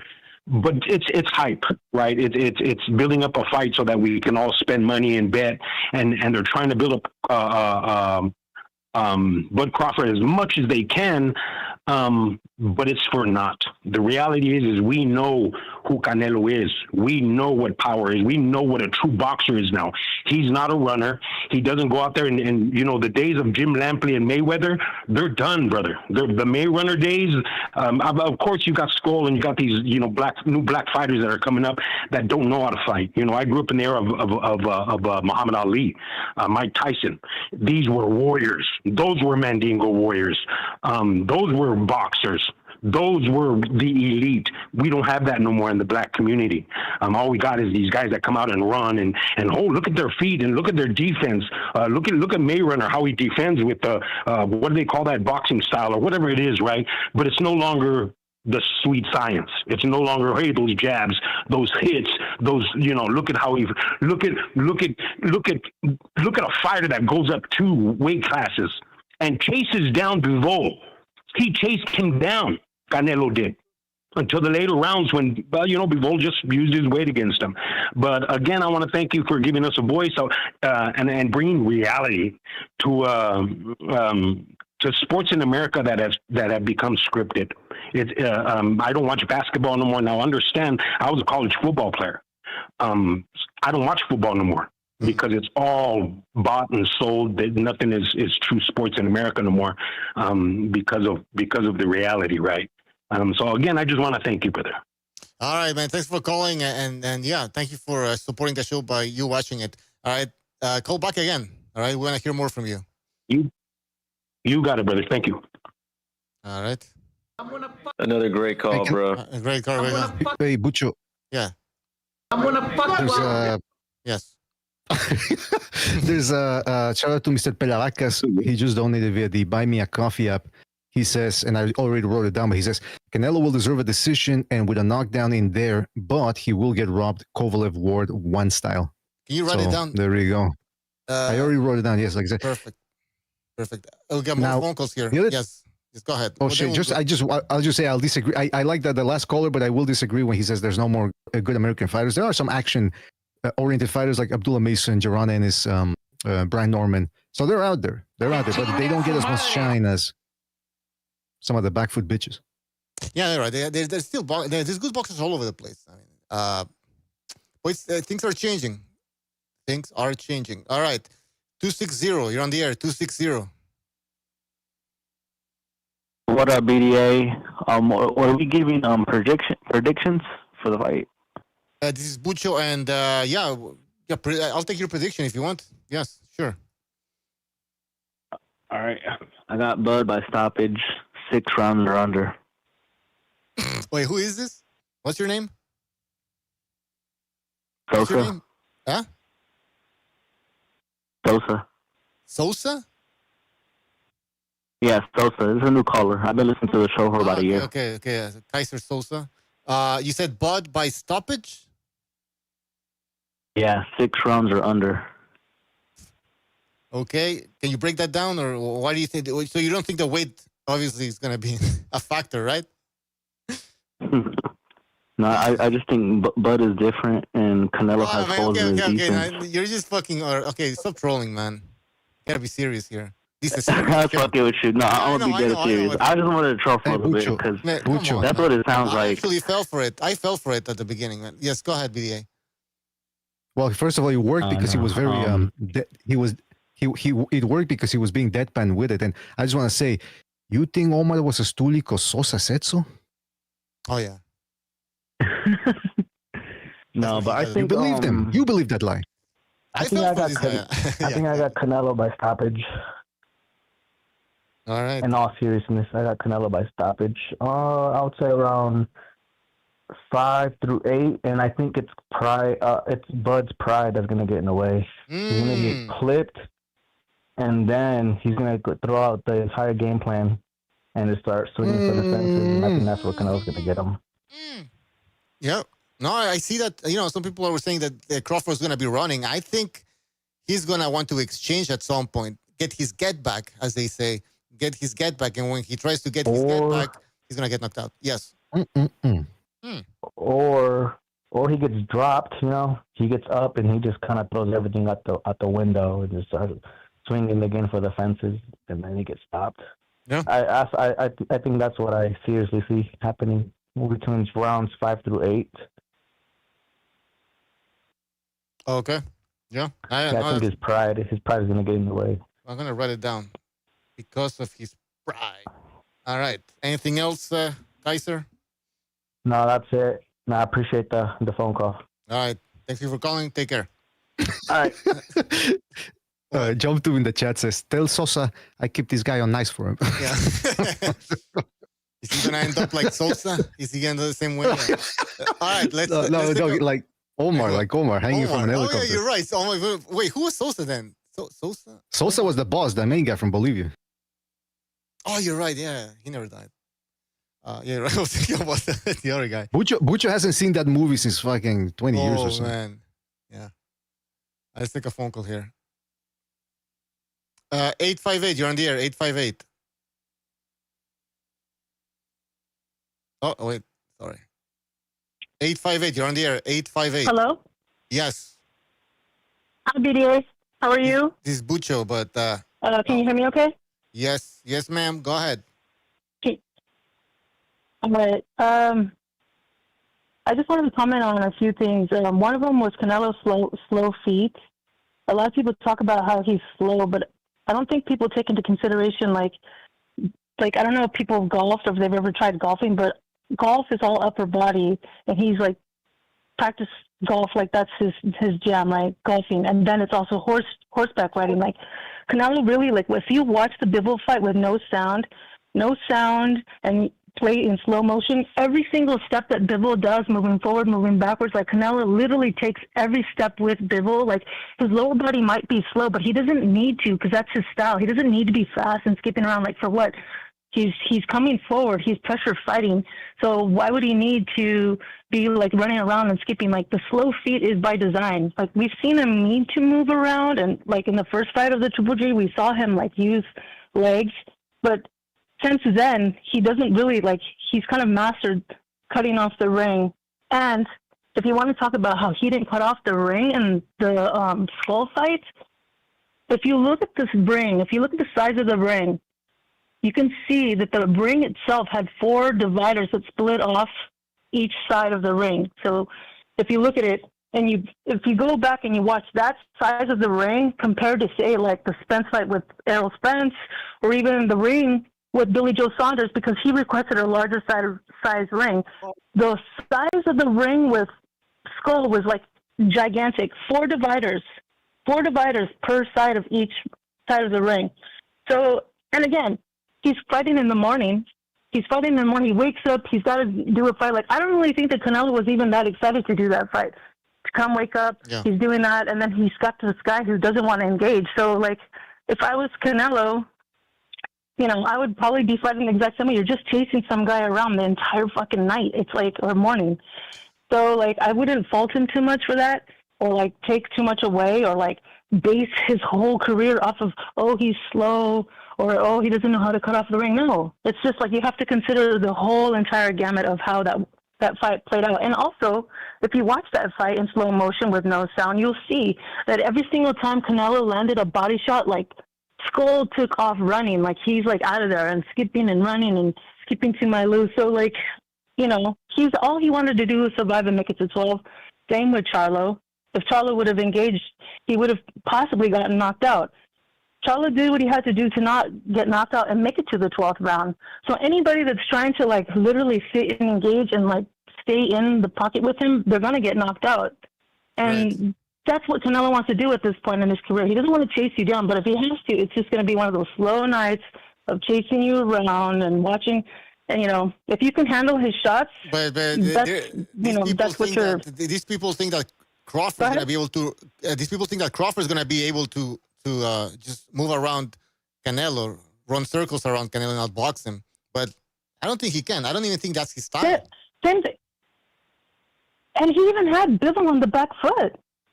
Like, he had Bivol on the back foot. I don't know if anyone's ever met Canelo, or those that have met him, you'll see this guy, he's small. He's a small man. I'm 5'10". I'm a tall girl. When I saw Canelo for the first time, I actually was surprised because, like, on TV, he looks really big. But when you see him, he's a small guy. He's 5'7", But even those that say he's stocky, I didn't see him as stocky and wide. But, on TV, he comes across that way. Maybe he carries his weight well, but... No, you're shaming. He's a tiny guy fighting big. You're shaming guys. You're shaming guys that are 5'7", right? You only go out with guys. You're the type of girl like I only go out with girls. I only go out with guys who are 6 feet and above. I can tell. I mean, hey, by the way, let me just clarify something. On TV, Yeah. Sure. Can I just clarify? Bucho, if I just make a suggestion, Bucho, when the callers call, man, say like, hey, this is Bucho. Like, clarify. This is Bucho because you say it too fast. I don't think people. Yeah, but I don't think people catch it. You say it so fast, and then they're asking, "Can you hear me? Can you hear me?" You say so fast. But anyway, that's all. Yeah, I mean, I don't want to waste time. Who cares? But because then you start talking about the 6. I'm afraid you may start talking about the 6 million, and then we wasn't 6 million. Right. I'm gonna tarnish. I'm gonna tarnish your name. All right, caller. Anything else? No, I'm good. Thank you. All right, thank you for calling. Take care. Yeah, good call. Yeah, it's this thing about that cement feet. I mean, guys, you should go watch Mr. BDA's video. He did one video on this myth about Canelo being fucking flat-footed, cement-footed. I don't know what the fuck people are calling. Complete nonsense. He has fought people that move around, like Billy Joe Saunders, Caleb Plant, and I mean, he beat these guys up. So calm down. What else? It's 2 hours now. We've been on for 2 hours. Let's call it a night. so we don't bore people to death, because we're gonna be talking about this fight for. Hey, wait a minute! People in the chat are saying that I drove the girl away. I mean, what did I do? Oh no. Yeah, that was me. That was me. BDA started asking her about her pH levels and stuff.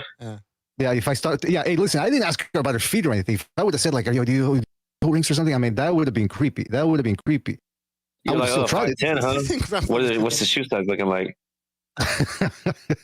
Hey, by the way, I wanted to say to Manos in the meet that says no women allowed at BDA. Yeah, it's like a treehouse apparently.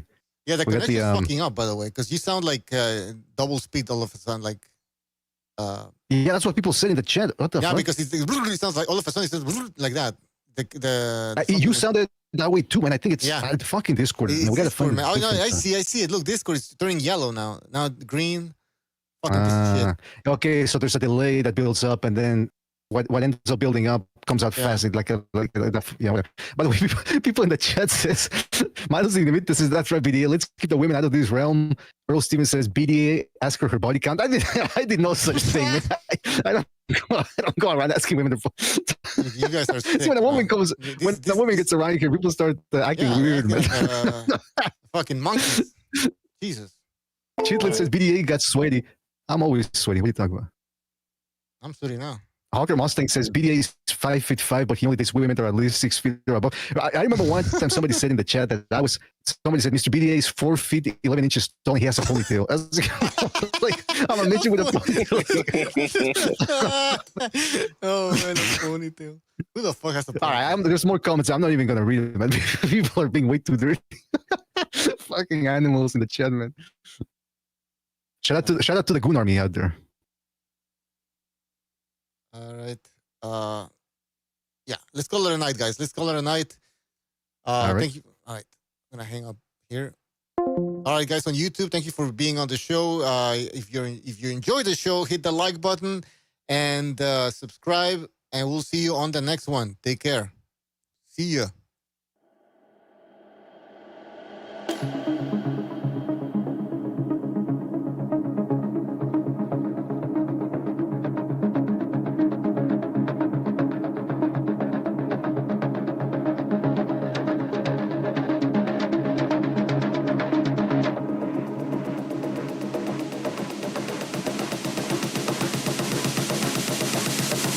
Activate.